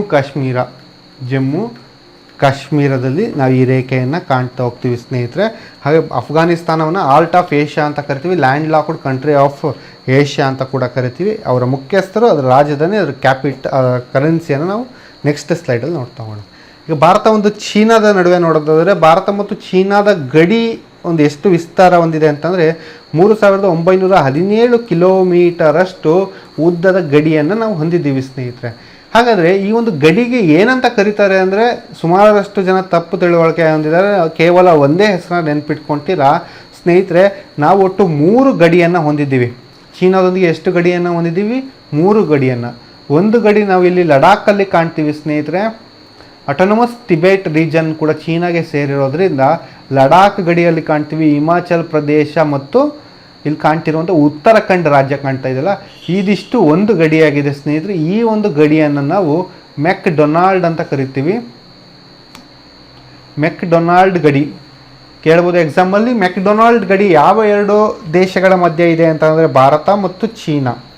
ಹಾಗೆ ಇನ್ನೊಂದು ಗಡಿಯನ್ನು ಕಾಣ್ತೀವಿ, ಸಿಕ್ಕಿಂ ಹತ್ರ ಕಾಣ್ತೀವಿ ಸ್ನೇಹಿತರೆ. ಇದನ್ನು ಚಿಕನ್ ನೆಕ್ ಅಂತ ಕರೀತಾರೆ. ಚಿಕನ್ ನೆಕ್ ಎಲ್ಲಿ ಕಂಡು ಬರುತ್ತೆ ಅಂದರೆ ಸ್ನೇಹಿತರೆ, ಭಾರತ, ಭೂತಾನ್ ಮತ್ತು ಚೀನಾದ ನಡುವೆ ಕಾಣುತ್ತೆ. ನೋಡಿ, ಈ ಒಂದು ಪ್ರದೇಶ ಕೂಡ ಹಾಗೇ ಇದೆ. ಚಿಕನ್ ಕುತ್ತಿಗೆ, ಕೋಳಿಯ ಕುತ್ತಿಗೆ ರೀತಿಯಲ್ಲಿ ಇರೋದರಿಂದ ಇದು ನೋಡಿ ಎಷ್ಟು 3 ಅಂತಾರಾಷ್ಟ್ರೀಯ ಗಡಿಯನ್ನು ಹೊಂದಿರುವಂತಹ ಪ್ರದೇಶ ಆಗಿದೆ. ಹಾಗಾಗಿ ಇಲ್ಲಿ ಕೂಡ ಚೀನಾದೊಂದಿಗೆ ನಾವು ಗಡಿಯನ್ನು ಹೊಂದಿರೋದ್ರಿಂದ ಇದನ್ನು ಚಿಕನ್ ನೆಕ್ ಅಂತ ಕರೆದ್ರು ಸ್ನೇಹಿತರೆ. ಹಾಗೆ ಈ ಒಂದು ಅರುಣಾಚಲ್ ಪ್ರದೇಶದಲ್ಲಿ ಕಾಣ್ತಾ ಇದೆಯಲ್ಲ, ಈ ಒಂದು ಗಡಿ ರೇಖೆಗೆ ಮೆಕ್ ಮೊಹಾನ್ ಅಂತ ಕರೆದು, ಮೋಹನ್ ಅಲ್ಲ, ಮೆಕ್ ಮಹೋನ್, ಇದನ್ನು ಮೆಕ್ ಮಹೋನ್ ಅಂತ ಕರೀತಾರೆ. ಮೋಹನ್ ಅಂತ ಉಚ್ಚಾರಣೆ ಮಾಡ್ತಾರೆ ಕೆಲವರು, ಅದು ತಪ್ಪು ಉಚ್ಚಾರಣೆ ಆಗಿದೆ. ಮಹೋನ್, ಅದು ಮೆಕ್ ಮಹೋನ್ ಎನ್ನುವಂಥ ವ್ಯಕ್ತಿ ಹೇಳ್ದಿರೋದ್ರಿಂದ ಇದನ್ನು ಮೆಕ್ ಮಹೋನ್ ಗಡಿರೇಖೆ ಅಂತ ಕರಿತೀವಿ. ಎಕ್ಸಾಮಲ್ಲಿ ಕೇಳೋದು, ಮೆಕ್ ಮಹೋನ್ ಎನ್ನುವಂಥ ಗಡಿರೇಖೆ ಭಾರತ ಮತ್ತು ಚೀನಾ ನಡುವೆ ಇದೆ, ಹೌದು. ಆದರೆ ಅದು ಯಾವ ರಾಜ್ಯದಲ್ಲಿ ಕಂಡು ಬರುತ್ತೆ ಅಂತ ನಿಮಗೆ ಎಕ್ಸಾಮಲ್ಲಿ ಕೇಳಿದ್ರೆ ಇಲ್ಲಿ ನೀವು ಕನ್ಫ್ಯೂಷನ್ ಆಗ್ತೀರಾ. ಹಾಗಾಗಿ ಎಕ್ಸಾಕ್ಟಾಗಿ ಗೊತ್ತಿರಬೇಕು ಆನ್ಸರ್ ಎಲ್ಲ. ಅದು ಅರುಣಾಚಲ್ ಪ್ರದೇಶದಲ್ಲಿ ಕಂಡು ಬರುತ್ತೆ. ಚಿಕನ್ ನೆಕ್ ಎಲ್ಲಿ ಕರಿ ಬರುತ್ತೆ, ಇದನ್ನು ಸುರಿಗುರಿ ಪ್ರಾಂತ್ಯ ಅಂತಲೂ ಕರಿತೀವಿ ಸ್ನೇಹಿತರೆ. ಇದು ನಮಗೆ ಸಿಕ್ಕಿಮಲ್ಲಿ ಕಂಡು ಬರುತ್ತೆ. ಹಾಗೆ ಮೆಕ್ಡೊನಾಲ್ಡ್ ಗಡಿ ಎಲ್ಲಿದೆ ಅಂತ ಅಂದರೆ ಸ್ನೇಹಿತರೆ, ಅದು ಭಾರತ ಮತ್ತು ಚೀನಾದ ನಡುವೆ ಲಡಾಖ್, ಹಿಮಾಚಲ್ ಪ್ರದೇಶ್ ಮತ್ತು ಉತ್ತರಾಖಂಡಲ್ಲಿ ಕಾಣ್ತೀವಿ. ಆದರೆ ಇದು ಭಾರತ ಹೇಳ್ತಾ ಇದೆ, ಚೀನಾ ಹೇಳುತ್ತೆ ನಮಗೆ ಜಾನ್ಸನ್ ಎನ್ನುವಂಥ, ಮೆಕ್ ಜಾನ್ಸನ್ ಎನ್ನುವಂಥ ವ್ಯಕ್ತಿ ಜಾನ್ಸನ್ ಗಡಿರೇಖೆ ಅಂತ ಹೇಳ್ತೀವಿ. ಈ ಒಂದು ಜಾನ್ಸನ್ ಗಡಿರೇಖೆ ನಮಗೆ ಕರೆಕ್ಟ್ ಆಗಿದೆ. ನಮಗೆ ಲಡಾಖ್ ಅಂತ ಹೇಳ್ತಿದ್ದೀವಲ್ಲ ಇವಾಗ, ಆ ಒಂದು ಪ್ರದೇಶ ಚೀನಾಗೆ ಸೇರಬೇಕು ಅಂತೇಳಿ ಹಲವಾರು ಬಾರಿ ಚೀನಾ ಇತ್ತೀಚೆಗಷ್ಟೇ ಕೂಡ ಇದ್ರ ಮೇಲೆ ಯುದ್ಧವನ್ನು ಸಾರುವಂತಹ ಒಂದು ಸನ್ನಿವೇಶವನ್ನು ಅಲ್ಲಿ ಕ್ರಿಯೇಟ್ ಮಾಡ್ತಾ ಇದೆ. ಅದಕ್ಕಾಗಿ ಅದು ಹೋರಾಟವನ್ನು ಮಾಡ್ತಾ ಇದೆ. ರಷ್ಯಾದಲ್ಲಿ ನಡಿಬೇಕಾಗಿರುವಂತಹ ಒಂದು ಸಮರಾಭ್ಯಾಸಕ್ಕೆ ಭಾರತ ಪಾಲ್ಗೊಳ್ತಾ ಇಲ್ಲ. ಅದಕ್ಕೆ ಕಾರಣ ಏನು ಅಂತಂದರೆ ಚೀನಾ ಬರ್ತಾ ಇದೆ. ಚೀನಾ ಬರೋದಕ್ಕೆ ಭಾರತ ಯಾಕೆ ವಿರೋಧಿಸ್ತಾ ಇದೆ ಅಂತ ಅಂದರೆ ಸ್ನೇಹಿತರೆ, ಇಲ್ಲಿ ಯುದ್ಧದ ಸನ್ನಿವೇಶವನ್ನು ಸೃಷ್ಟಿ ಮಾಡಿ ಭಾರತಕ್ಕೆ ಆತಂಕವನ್ನು ತರ್ತಾ ಇದೆ ಅಂತ ಹೇಳಿ ಭಾರತದ ಒಂದು ರಕ್ಷಣಾ ಸಚಿವಾಲಯ ಈ ಒಂದು ನಿರ್ಧಾರವನ್ನು ತೆಗೆದುಕೊಂಡಿದೆ. ನೆಕ್ಸ್ಟ್ ನಾವು ಚೀನಾದ ಬಗ್ಗೆ ಒಂದು ಇಂಪಾರ್ಟೆಂಟ್ ಆದಂಥ ವಿಷಯಗಳು ನೋಡೋದಾದರೆ, ಎಷ್ಟು ರಾಜ್ಯಗಳು ಚೀನಾದೊಂದಿಗೆ ಗಡಿಯನ್ನು ಹೊಂದಿದೆ ಅಂತ ಅಂದರೆ ಒಟ್ಟು 4 ರಾಜ್ಯಗಳು ನೆನ್ಪಿಟ್ಕೊಳ್ಳಿ. ಮೊದಲನೇದು ಉತ್ತರಾಖಂಡ್, ಎರಡನೇದು ಹಿಮಾಚಲ ಪ್ರದೇಶ, ನೋಡಿ ಉತ್ತರಾಖಂಡ್, ಹಿಮಾಚಲ ಪ್ರದೇಶ ಅಲ್ಲೇ ನೋಡ್ತಾ ಹೋಗ್ಬೋದು. ಮೂರನೇದು ಸಿಕ್ಕಿಂ, ನಾಲ್ಕನೇದು ಅರುಣಾಚಲ್ ಪ್ರದೇಶ್. ಇದು ಅಪ್ಡೇಟೆಡ್ ಆಗಿರೋದ್ರಿಂದ ಸ್ನೇಹಿತರೆ, ಪ್ಲಸ್ 1 ಕೇಂದ್ರಾಡಳಿತ ಪ್ರದೇಶ ಲಡಾಖ್. ಒಟ್ಟು 5 ಪ್ರದೇಶಗಳು ನೆನಪಿರಲಿ. 4+1 4 ರಾಜ್ಯ, 1 ಕೇಂದ್ರಾಡಳಿತ ಪ್ರದೇಶ. ಪಾಕಿಸ್ತಾನ ನೆನಪಿರಲಿ ಸ್ನೇಹಿತರೆ, 3 ರಾಜ್ಯ, 1 ಕೇಂದ್ರಾಡಳಿತ ಪ್ರದೇಶ. ಚೀನಾ 4 ರಾಜ್ಯ, 1 ಕೇಂದ್ರಾಡಳಿತ ಪ್ರದೇಶ. ಅಫ್ಘಾನಿಸ್ತಾನ ಕೇವಲ ಒಂದೇ ಒಂದು ಕೇಂದ್ರಾಡಳಿತ ಪ್ರದೇಶ.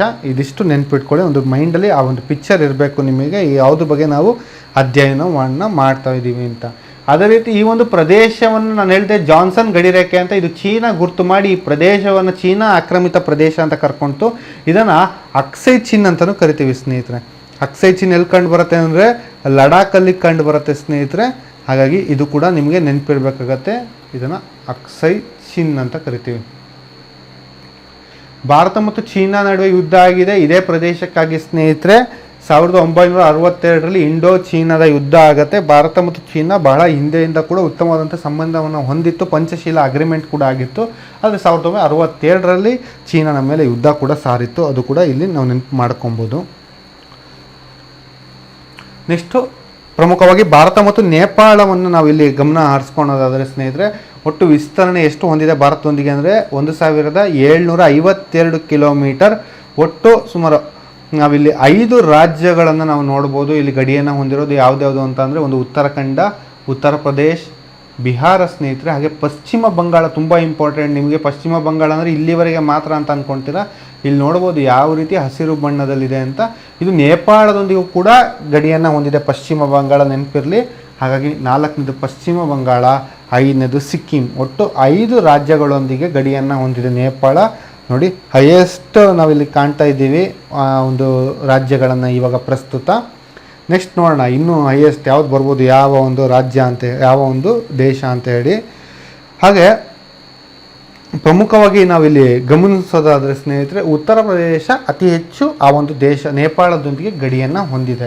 ಅದನ್ನು ಕೂಡ ನೀವು ಇಲ್ಲಿ ಅಬ್ಸರ್ವ್ ಮಾಡ್ಬೋದು. ನೀವು ಪ್ರಮುಖವಾಗಿ ನಾವು ಇವಾಗ ಭೂತಾನ್ ಬಗ್ಗೆ ಗಮನಿಸೋದಾದರೆ ನೋಡಿ, ಭೂತಾನ್, ಸಿಕ್ಕಿಂ ಇರ್ಬೋದು, ಈ ಸಿಕ್ಕಿಂ ಇರ್ಬೋದು, ಪಶ್ಚಿಮ ಬಂಗಾಳ ಇರ್ಬೋದು ಸ್ನೇಹಿತರೆ, ಹಾಗೆ ಅಸ್ಸಾಂ ಇರ್ಬೋದು, ಅರುಣಾಚಲ್ ಪ್ರದೇಶ್ 1 2 3 4 ರಾಜ್ಯದೊಂದಿಗೆ, ಭೂತಾನ್ 4 ರಾಜ್ಯದೊಂದಿಗೆ ಗಡಿಯನ್ನು ಹೊಂದಿದೆ ಸ್ನೇಹಿತರೆ. ತುಂಬ ಇಂಪಾರ್ಟೆಂಟ್.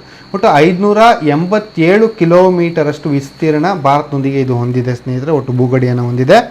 ಅದು ಕೂಡ ಇಂಪಾರ್ಟೆಂಟ್ ಆಗಿರ್ಬೋದು, ನೀವು ಇಲ್ಲಿ ನೋಡ್ಬೋದು.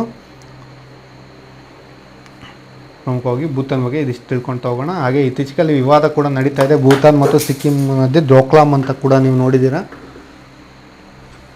ನೆಕ್ಸ್ಟ್ ಈಗ ನಾವು ಅಬ್ಸರ್ವ್ ಮಾಡಿದರೆ ಭಾರತ ಮತ್ತು ಮಯನ್ಮಾರಿನ ಒಂದು ಇದನ್ನು ನೋಡ್ತಾ ಹೋಗಿ ನೀವಲ್ಲೇ. ಭಾರತ ಮತ್ತು ಮಯನ್ಮಾರ್ ನಡುವೆ ಒಟ್ಟು 1458 ಕಿಲೋಮೀಟರಷ್ಟು ಭೂಗಡಿ ಇದೆ ಸ್ನೇಹಿತರೆ. ಇಷ್ಟು ವಿಸ್ತೀರ್ಣವಾದಂಥ ಭೂಗಡಿ. ಒಟ್ಟು 4 ರಾಜ್ಯಗಳು ಸ್ನೇಹಿತರೆ. ಇಲ್ಲಿ ನೋಡ್ತಾ ಹೋಗ್ಬೋದು, ಮಿಜೋರಾಂ, ಮಣಿಪುರ, ನಾಗಾಲ್ಯಾಂಡ್ ಮತ್ತು ಅರುಣಾಚಲ್ ಪ್ರದೇಶ್. ನೋಡಿ, ಈಶಾನ್ಯ ರಾಜ್ಯಗಳು ತುಂಬ ಇಂಪಾರ್ಟೆಂಟು. ಮಿಜೋರಾಂ ಮೇಲೆ ಮಣಿ ಇದೆ, ಮಣಿಯ ಮೇಲೆ ನಾಗ ಇದೆ, ನಾಗನ ಮೇಲೆ ಅರುಣಾಚಲ್ ಪ್ರದೇಶ ಇದೆ.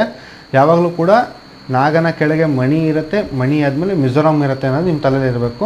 ಒಟ್ಟು 4 ರಾಜ್ಯಗಳು ಮಯನ್ಮಾರೊಂದಿಗೆ ಗಡಿಯನ್ನು ಹೊಂದಿದೆ ಸ್ನೇಹಿತರೆ.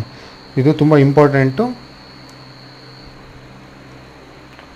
ಹಾಗೆ ಮಯನ್ಮಾರ್ ಭಾರತ ಪೂರ್ವದಲ್ಲಿದೆ. ಹಾಗೆ ಅದರ ಒಂದು ಗಡಿಯನ್ನು ನಾವು ಈ ಇರಾವಡಿ ನದಿ ಅಂತ ಮೊದಲು ಹೇಳ್ತಾ ಇದ್ವಿ. ಅದಾದ ಮೇಲೆ ಸ್ನೇಹಿತರೆ, ಈ ಒಂದು ರಾಜ್ಯಗಳಾದ ಮೇಲೆ ಈ ರಾಜ್ಯಗಳನ್ನು ನಾವು ಗಡಿಯಾಗಿ ಪರಿಣಮಿಸ್ತಾ ಇದ್ದೀವಿ ಸ್ನೇಹಿತರೆ. ಭಾರತ ಮತ್ತು ಬಾಂಗ್ಲಾದೇಶ ಸ್ನೇಹಿತರೆ, ಅತಿ ಹೆಚ್ಚು ಭೂಗಡಿಯನ್ನು ಹೊಂದಿರುವಂತಹ ದೇಶ ಭಾರತದೊಂದಿಗೆ ಅಂದರೆ ಅದು ಬಾಂಗ್ಲಾದೇಶ. 4096 ಕಿಲೋಮೀಟರಷ್ಟು ವಿಸ್ತೀರ್ಣವನ್ನು ಹೊಂದಿದೆ. ಒಟ್ಟು 5 ರಾಜ್ಯಗಳೊಂದಿಗೆ ಸ್ನೇಹಿತರೆ, ಪ್ರಮುಖವಾಗಿ ಪಶ್ಚಿಮ ಬಂಗಾಳ ನೋಡುವುದು ಅತಿ ಹೆಚ್ಚು, ಪಶ್ಚಿಮ ಬಂಗಾಳ, ಹಾಗೆ ಅಸ್ಸಾಂ, ಹಾಗೆ ಸ್ನೇಹಿತರೆ ಮೇಘಾಲಯ, ಹಾಗೆ ಇಲ್ಲಿ ನೀವು ನೋಡ್ತಾ ಹೋಗ್ಬೋದು ಮಿಜೋರಾಂ, ತ್ರಿಪುರ, 3 ಬದಿಯಿಂದ ತ್ರಿಪುರ. ಇದಿಷ್ಟು 5 ರಾಜ್ಯಗಳಾಗಿದೆ. ಪಶ್ಚಿಮ ಬಂಗಾಳ, ಅಸ್ಸಾಂ, ಮೇಘಾಲಯ, ಮಿಜೋರಾಂ, ತ್ರಿಪುರ. ಒಟ್ಟು 5 ರಾಜ್ಯಗಳೊಂದಿಗೆ ಗಡಿಯನ್ನು ಹೊಂದಿದೆ ಈ ಒಂದು ಬಾಂಗ್ಲಾದೇಶ. 1971ರಲ್ಲಿ ಇದಕ್ಕಾಗಿ ನಾವು ಹೋರಾಟವನ್ನು ಮಾಡಿದ್ವಿ. ಈ ಒಂದು ಪೂರ್ವ ಪಾಕಿಸ್ತಾನ ಎನ್ನುವಂಥ ಪ್ರದೇಶವನ್ನು ಬಾಂಗ್ಲಾದೇಶ ಮಾಡೋದಕ್ಕೆ ಭಾರತದ ಒಂದು ಪಾತ್ರ ಬಹಳಷ್ಟಿದೆ. 1947ರಲ್ಲೇ ರ್ಯಾಡ್ಕ್ಲಿಫ್ ಇದನ್ನು ಕೂಡ ಗುರುತು ಮಾಡಿದ್ದ. ಹಾಗಾಗಿ ಇದನ್ನು ರ್ಯಾಡ್ಕ್ಲಿಫ್ ರೇಖೆ ಅಂತಲೂ ಕರಿತೀವಿ. ಅದಾದಮೇಲೆ 1971ರಲ್ಲಿ ಇದು ಬಾಂಗ್ಲಾದೇಶ ದೇಶವಾಗಿ ಹೊರಹೊಮ್ಮದ ಮೇಲೆ ಈ ಒಂದು ಗಡಿಯನ್ನು ನಾವು ಏನಂತ ಕರಿತೀವಿ ಅಂದರೆ ಝೀರೋ ಪ್ಯಾರಲಲ್ ಲೈನ್ ಅಂತ ಕರಿತೀವಿ. ಇದನ್ನು ಝೀರೋ ಪ್ಯಾರಲಲ್ ಲೈನ್ ಅಂತ ಕರಿತೀವಿ, ಅಥವಾ ಪೂರ್ವಾಂಚಲ್ ಅಂತಲೂ ಕರೆದಿದ್ದೀವಿ ಸ್ನೇಹಿತರೆ. ಇತ್ತೀಚೆಗಷ್ಟೇ ಭಾರತ ತೀನ್ ಭಾಗ ಎನ್ನುವಂಥ ಪ್ರದೇಶವನ್ನು ಬಾಂಗ್ಲಾದೇಶಕ್ಕೆ ನೀಡಿತ್ತು. ಬಾಂಗ್ಲಾದೇಶ ಕೂಡ ತನ್ನ ಒಂದು ಪ್ರದೇಶವನ್ನು ಭಾರತಕ್ಕೆ ನೀಡಿತ್ತು. ಯಾಕೆ ಈ ಥರ ಕೊಡ್ತಾರೆ ಅಂತಂದರೆ, ಈ ಒಂದು ದೇಶ ವಿಭಜನೆ ಆಗುವಂಥ ಸಂದರ್ಭ ನೋಡಿ, ಇದನ್ನು ಬಾಂಗ್ಲಾದೇಶ ಅಂತ ತಗೊಳ್ಳೋಣ. ಭಾರತ ದೇಶದ ಸುಮಾರಷ್ಟು ಎನ್ಕ್ಲೇವ್ಗಳು ಅಂದರೆ ಬಾಂಗ್ಲಾದೇಶಕ್ಕೆ ಸೇರಿದಂಥ ಸುಮಾರಷ್ಟು ಹಳ್ಳಿಗಳು ಭಾರತದಲ್ಲಿತ್ತು. ಅಂದರೆ ಇಲ್ಲಿರುವ ಬಾಂಗ್ಲಾದೇಶದ ನಿವಾಸಿಗಳು ಇಲ್ಲಿ ನೆಲೆಸಿದ್ರು. ಇವರು ತಮ್ಮನ್ನು ಬಾಂಗ್ಲಾದೇಶಿಗರು ಅಂತ ಕರ್ಕೊಂಡಿದ್ರು. ಹಾಗೆ ಭಾರತಕ್ಕೆ ಸಂಬಂಧಪಟ್ಟಂಥ ಸುಮಾರಷ್ಟು ಎನ್ಕ್ಲೇವ್ಗಳು ಅಂದರೆ ಒಂದು ಗ್ರಾಮ ಅಥವಾ ಒಂದು ಹಳ್ಳಿ, ಅದರ ಸುತ್ತ ಬಾಂಗ್ಲಾದೇಶ ಇದೆ, ಆದರೆ ಇದು ಭಾರತಕ್ಕೆ ಸೇರಿದಂಥ ಪ್ರದೇಶ ಇದು ಬಾಂಗ್ಲಾದಲ್ಲಿತ್ತು. ಹಾಗಾಗಿ ಇದನ್ನು ನಾವು ಎಕ್ಸ್ಚೇಂಜ್ ಮಾಡ್ಕೊಳ್ಳೋಣ ಅಂತ ಹೇಳಿ ಇದನ್ನು ಭಾರತಕ್ಕೆ ಸೇರಿಸ್ಕೊಳ್ತಾರೆ, ಇದನ್ನು ಬಾಂಗ್ಲಾದೇಶಕ್ಕೆ ಸೇರಿಸ್ಕೊಳ್ತಾರೆ. ಹಾಗಾಗಿ ಬಾಂಗ್ಲಾದೇಶದ ಪ್ರದೇಶವನ್ನು ಭಾರತಕ್ಕೆ ಸೇರಿಸಬೇಕು ಅಂತಂದರೆ ಸಂಸತ್ತಿನ ಅನುಮೋದನೆ ಬೇಕು. ಸಂವಿಧಾನಕ್ಕೆ 100ನೇ ತಿದ್ದುಪಡಿ ತಂದು ನಾವು ಇದನ್ನು ಸೇರಿಸ್ಕೊಳ್ತೀವಿ. ಭಾರತದ ಒಂದು ತೀನ್ ಭಾಗ ಪ್ರದೇಶವನ್ನು ನಾವು ಬಾಂಗ್ಲಾದೇಶಕ್ಕೆ ಬಿಟ್ಕೊಡ್ತೀವಿ ಸ್ನೇಹಿತರೆ. ಇದಿಷ್ಟು ನಾವು ಅಧ್ಯಯನವನ್ನು ಮಾಡ್ತಾ ಹೋಗೋಣ. ಹೀಗೆ ಇಷ್ಟು ಭಾರತ ಮತ್ತು ಶ್ರೀಲಂಕಾ ನಡುವೆ ಸ್ನೇಹಿತರೆ ನೋಡಿ, ಭಾರತ ಮತ್ತು ಶ್ರೀಲಂಕಾ ನಡುವೆ ಯಾವುದೇ ರೀತಿಯಾದಂಥ ಭೂಗಡಿ ಇಲ್ಲ. ಆದರೆ ಒಂದು 70 ಕಿಲೋಮೀಟರ್ ಒಂದು ಅಂತರವಿರುವಂಥ ಒಂದು ನಮಗೆ ಜಲಸಂಧಿ ಇಲ್ಲಿ ಹಾದೋಗುತ್ತೆ ಸ್ನೇಹಿತರೆ. ಈ ಒಂದು ಜಲಸಂಧಿಗೆ ಪಾಕ್ ಜಲಸಂಧಿ ಅಂತ ಕರಿತೀವಿ. ಡೇವಿಡ್ ಪಾಕ್ ಎನ್ನುವಂತಹ ವ್ಯಕ್ತಿ ಮದ್ರಾಸಿನ ಗವರ್ನರ್ ಆಗಿರ್ತಾನೆ, ಅವನ ಹೆಸರನ್ನು ಇಲ್ಲಿಡ್ತಾರೆ. ಡೇವಿಡ್ ಪಾಕ್ ಎನ್ನುವಂಥ ವ್ಯಕ್ತಿ ಹೆಸರಿಡ್ತಾರೆ. ಇದನ್ನು ಪಾಕ್ ಜಲಸಂಧಿ ಭಾರತ ಮತ್ತು ಶ್ರೀಲಂಕಾವನ್ನು ಸಪ್ರೇಟ್ ಮಾಡ್ತಾ ಹೋಗುತ್ತೆ ಸ್ನೇಹಿತರೆ. ಇದಿಷ್ಟು ನಿಮಗೆ ಇಲ್ಲಿ ನೆನಪಿಟ್ಕೋಬೇಕಾಗತ್ತೆ ನೀವು. ಹಾಗೆ ಇನ್ನೊಂದು ಪ್ರಮುಖವಾದಂಥ ದ್ವೀಪ ಇದೆ, ಮಾಲ್ಡೀವ್ಸ್ ಎನ್ನುವಂಥ ದ್ವೀಪ ಇದೆ. ಈ ಮಾಲ್ಡೀವ್ಸ್ ಎನ್ನುವಂಥ ದ್ವೀಪ ಭಾರತದ ಸಮೀಪದಲ್ಲಿದೆ. ಇದು ದ್ವೀಪಗಳ ಸಮೂಹ, ಇದನ್ನು ಆರ್ಕಿಪೆಲಗೋ ಅಂತ ಕರಿತೀವಿ ಸ್ನೇಹಿತರೆ. ಇದು ಭಾರತ ಮತ್ತು ಲಕ್ಷದ್ವೀಪಿನ ಮಧ್ಯೆ ಕಂಡು ಬರೋದ್ರಿಂದ ಇದು ಕೂಡ ತುಂಬ ಇಂಪಾರ್ಟೆಂಟ್ ಆಗುತ್ತೆ. 9 ಡಿಗ್ರಿ ಕ್ಯಾನಲ್ ಇದನ್ನು ಸಪ್ರೇಟ್ ಮಾಡ್ತಾ ಹೋಗುತ್ತೆ ಭಾರತದೊಂದಿಗೆ ಮಾಲ್ಡೀವ್ಸನ್ನು, ಅದು ಕೂಡ ನೆನ್ಪಿಟ್ಕೊಳ್ಳಿ. ಪ್ರಮುಖವಾಗಿ ಭಾರತದ ಅತಿ ದೊಡ್ಡ ರಾಜ್ಯ ಯಾವುದು ಅಂತ ಕೇಳಿದರೆ ಎಕ್ಸಾಮಲ್ಲಿ ನೆನ್ಪಿಟ್ಕೋಬೇಕಾಗತ್ತೆ ರಾಜಸ್ಥಾನ. ಈ ಎಲ್ಲ ಪ್ರಶ್ನೆಗಳು ನಿಮಗೆ ಗೊತ್ತಿರಲೇಬೇಕು ಒಂದು ಭಾರತದ ಸ್ಟ್ಯಾಟಿಕ್ ಪಾಯಿಂಟ್ ಆಫ್ ವ್ಯೂ ಇಂದ. ಭಾರತದ ಚಿಕ್ಕ ರಾಜ್ಯ ಕೇಳಿದ್ರೆ ಸ್ನೇಹಿತರೆ ಅದು ಗೋವಾ, ನೆನಪಿರಲಿ. ಭಾರತ ಅತಿ ದೊಡ್ಡ ಕೇಂದ್ರಾಡಳಿತ ಪ್ರದೇಶ ಅಂತ ಕೇಳಿದ್ರೆ ಅದು ಜಮ್ಮು ಕಾಶ್ಮೀರ ಸ್ನೇಹಿತರೆ. ಹಾಗೆ ಭಾರತದ ಅತಿ ಚಿಕ್ಕ ಕೇಂದ್ರಾಡಳಿತ ಪ್ರದೇಶ ಯಾವುದು ಅಂತ ಕೇಳಿದ್ರೆ ಲಕ್ಷದ್ವೀಪ ಅನ್ನೋದು ನೆನಪಿರಲಿ. ಆನ್ಸರ್ ಮಾಡ್ತಾ ಹೋಗಿ. ಭಾರತ ಅತಿ ದೊಡ್ಡ ಜಿಲ್ಲೆ ಯಾವುದು ಅಂತ ಅಂದರೆ ಪಶ್ಚಿಮದ ತುತ್ತ ತುದಿಯಾದಂತಹ ಗುಜರಾತ್ನ ಕಚ್ ಜಿಲ್ಲೆ ಭಾರತದ ಅತ್ಯಂತ ದೊಡ್ಡ ಜಿಲ್ಲೆ. ಆದರೆ ಭಾರತ ಅತ್ಯಂತ ಚಿಕ್ಕ ಜಿಲ್ಲೆ ಯಾವುದು ಅಂತ ಅಂದರೆ ಈ ಒಂದು ಪುದುಚೇರಿಗೆ ಸೇರಿದಂತಹ ಮಾಹೆ. ಭಾರತ ಅತ್ಯಂತ ಚಿಕ್ಕ ಜಿಲ್ಲೆ ಯಾವುದು ಅಂತ ಅಂದರೆ ಮಾಹೆ ಯಾವುದಕ್ಕೆ ಸೇರಿದೆ ಅಂದರೆ ಪುದುಚೇರಿ, ನೆನಪಿರಲಿ. ಪುದುಚೇರಿ ಅನ್ನೋದು ಒಂದು ಕೇಂದ್ರಾಡಳಿತ ಪ್ರದೇಶ ಅನ್ನೋದು ನೆನಪಿರಲಿ. ಪುದುಚೇರಿ ಎಷ್ಟು ರಾಜ್ಯಗಳಲ್ಲಿದೆ ಅಂತ ಅಂದರೆ 3 ರಾಜ್ಯಗಳಲ್ಲಿದೆ, ಕೇರಳ, ತಮಿಳುನಾಡು ಹಾಗೆ ಆಂಧ್ರ ಪ್ರದೇಶ. ಆಂಧ್ರ ಪ್ರದೇಶದಲ್ಲಿ ಯಾನಮ್ ಜಿಲ್ಲೆ ಇದೆ ಪುದುಚೇರಿದು, ತಮಿಳುನಾಡಲ್ಲಿ ಪುದುಚೇರಿ ಇದೆ, ಹಾಗೆ ಕರೈಕಲ್ ಇದೆ ಸ್ನೇಹಿತರೆ, ಹಾಗೆ ಕೇರಳದಲ್ಲಿ ಮಾಹೆ ಇದೆ. ಎಕ್ಸಾಮಲ್ಲಿ ಕೇಳೋದು ಭಾರತದ ಅತಿ ಚಿಕ್ಕ ಜಿಲ್ಲೆ ಆದಂಥ ಮಾಹೆ ಈ ಕೆಳಗಿನ ಯಾವ ರಾಜ್ಯದಿಂದ ಸುತ್ತುವರಲ್ಪಟ್ಟಿದೆ ಅಂತ ಅಂದರೆ ಕೇರಳದಿಂದ ಅಂತ ನೆನ್ಪಿಟ್ಕೊಳ್ಳಿ. ಅದನ್ನು ಕೂಡ ನೀವು ಹೇಳಬೇಕು. ತಮಿಳುನಾಡು ಅಲ್ಲ, ಅಲ್ಲಿ ಆನ್ಸರ್ ಆಗಿರುತ್ತೆ ಇದು. ಇದಿಷ್ಟನ್ನು ನಾವು ಅಧ್ಯಯನ ಮಾಡಿದ್ವಿ. ಈಗ ಪ್ರೆಸೆಂಟ್ ಸ್ವಲ್ಪ current affairs point of view ಇಂದ ಕೂಡ ಭೂಗೋಳಶಾಸ್ತ್ರವನ್ನು ಅಧ್ಯಯನ ಮಾಡಿದ್ರೆ ಈಸಿ ಆಗ್ತಾ ಹೋಗುತ್ತೆ ಸ್ನೇಹಿತರೆ. ಭಾರತದ ಗಡಿ ದೇಶಗಳು, ಅದರ ಗಡಿ ಹೆಸರು, ಹಾಗೆ ಅದರ ರಾಜಧಾನಿ ಆ ಒಂದು ದೇಶದ್ದು, ಹಾಗೆ ಅದರ ಕರೆನ್ಸಿ, ಅದರ ಮುಖ್ಯಸ್ಥರು, ಪ್ರೆಸೆಂಟ್ ತುಂಬ ಇಂಪಾರ್ಟೆಂಟ್. ಒಂದು ಅಂಕ ಕೂಡ ಇದರಿಂದ ಕೇಳುವಂಥ ಸಾಧ್ಯತೆ ಇರೋದು. ಇದನ್ನು ಸ್ಕ್ರೀನ್ಶಾಟ್ ಹುಡುಕೊಳ್ಳಿ ಅಥವಾ ಅದನ್ನು ನೆನ್ಪಿಟ್ಕೊಳ್ಳೋಕ್ಕೆ ಪ್ರಯತ್ನ ಪಡಿ. ಮುಖ್ಯವಾಗಿ ಭಾರತದ ಗಡಿ ದೇಶ ಆದಂತಹ ಪಾಕಿಸ್ತಾನ, ಗಡಿಯ ಹೆಸರು ರ್ಯಾಡ್ ಕ್ಲಿಫ್.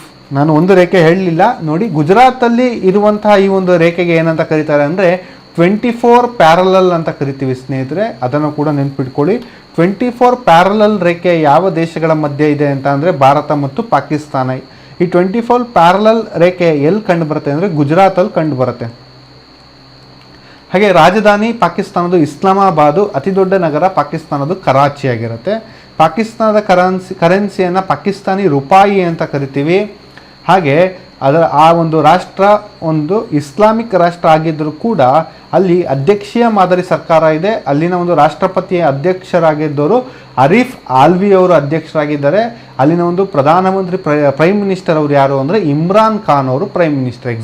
ಎಕ್ಸಾಮಲ್ಲಿ ತುಂಬ ಇಂಪಾರ್ಟೆಂಟ್. ಅರೀಫ್ ಆಲ್ವಿ ರಾಷ್ಟ್ರಪತಿಗಳು ಅಂದರೆ ಅಧ್ಯಕ್ಷರು, ಹಾಗೆ ಪ್ರಧಾನಮಂತ್ರಿ ಇಮ್ರಾನ್ ಖಾನ್. ಅಫ್ಘಾನಿಸ್ತಾನ ಗಡಿ ರೇಖೆಯ ಹೆಸರು ಡ್ಯುರಾಂಡ್, 80 ಕಿಲೋಮೀಟರ್ ವ್ಯಾಪ್ತಿ ಇದೆ. ಅದರ ಅಫ್ಘಾನಿಸ್ತಾನ ರಾಜಧಾನಿ ಕಾಬೂಲ್ ಆಗಿದೆ ಸ್ನೇಹಿತರೆ. ಅಫ್ಘಾನಿಸ್ತಾನದ ಕರೆನ್ಸಿ ಅಫ್ಘಾನಿ ರೂಪಾಯಿ ಅಲ್ಲ, ಅಫ್ಘಾನಿ ಆಗಿದೆ. ಇದು ಇಸ್ಲಾಮಿಕ್ ಸ್ಟೇಟಿಗೆ ಸೇರಿದೆ ಸ್ನೇಹಿತರೆ. ಹಾಗಾಗಿ ಅಲ್ಲಿನ ಕರೆನ್ಸಿ ಸ್ವಲ್ಪ ಡಿಫ್ರೆಂಟ್ ಆಗಿದೆ ಅಫ್ಘಾನಿಸ್ತಾನದ್ದು. ಹಾಗೆ ನೆಕ್ಸ್ಟ್ ಅದರ ಮುಖ್ಯಸ್ಥರು ಯಾರು ಅಂದರೆ ಅಶ್ರಫ್ ಘನಿ. ನೋಡಿ, ಅಶ್ರಫ್ ಘನಿ ಅಧ್ಯಕ್ಷರು. ಇಲ್ಲಿ ಯಾವುದೇ ರೀತಿಯಾದಂಥ ಪ್ರಧಾನಮಂತ್ರಿ ಇಲ್ಲ, ಸಂಸದೀಯ ಸರ್ಕಾರ ಇಲ್ಲ. ಇದು ಪ್ಯೂರ್ಲಿ ಇಸ್ಲಾಮಿಕ್ ಶೈಲಿಯಲ್ಲಿ ಆಳ್ವಿಕೆ ಮಾಡುವಂಥ ಅಧ್ಯಕ್ಷೀಯ ಮಾದರಿಯ ಒಂದು ಸರ್ಕಾರ ಆಗಿದೆ. ಅಶ್ರಫ್ ಘನಿ ಅಧ್ಯಕ್ಷ. ಅವನಾದ ನಂತರದಲ್ಲಿ ಉಪಾಧ್ಯಕ್ಷರು ಬರ್ತಾರೆ. ಇಲ್ಲಿ ಪ್ರೈಮ್ ಮಿನಿಸ್ಟರ್ ಬರೋದಿಲ್ಲ ಅಫ್ಘಾನಿಸ್ತಾನದಲ್ಲಿ.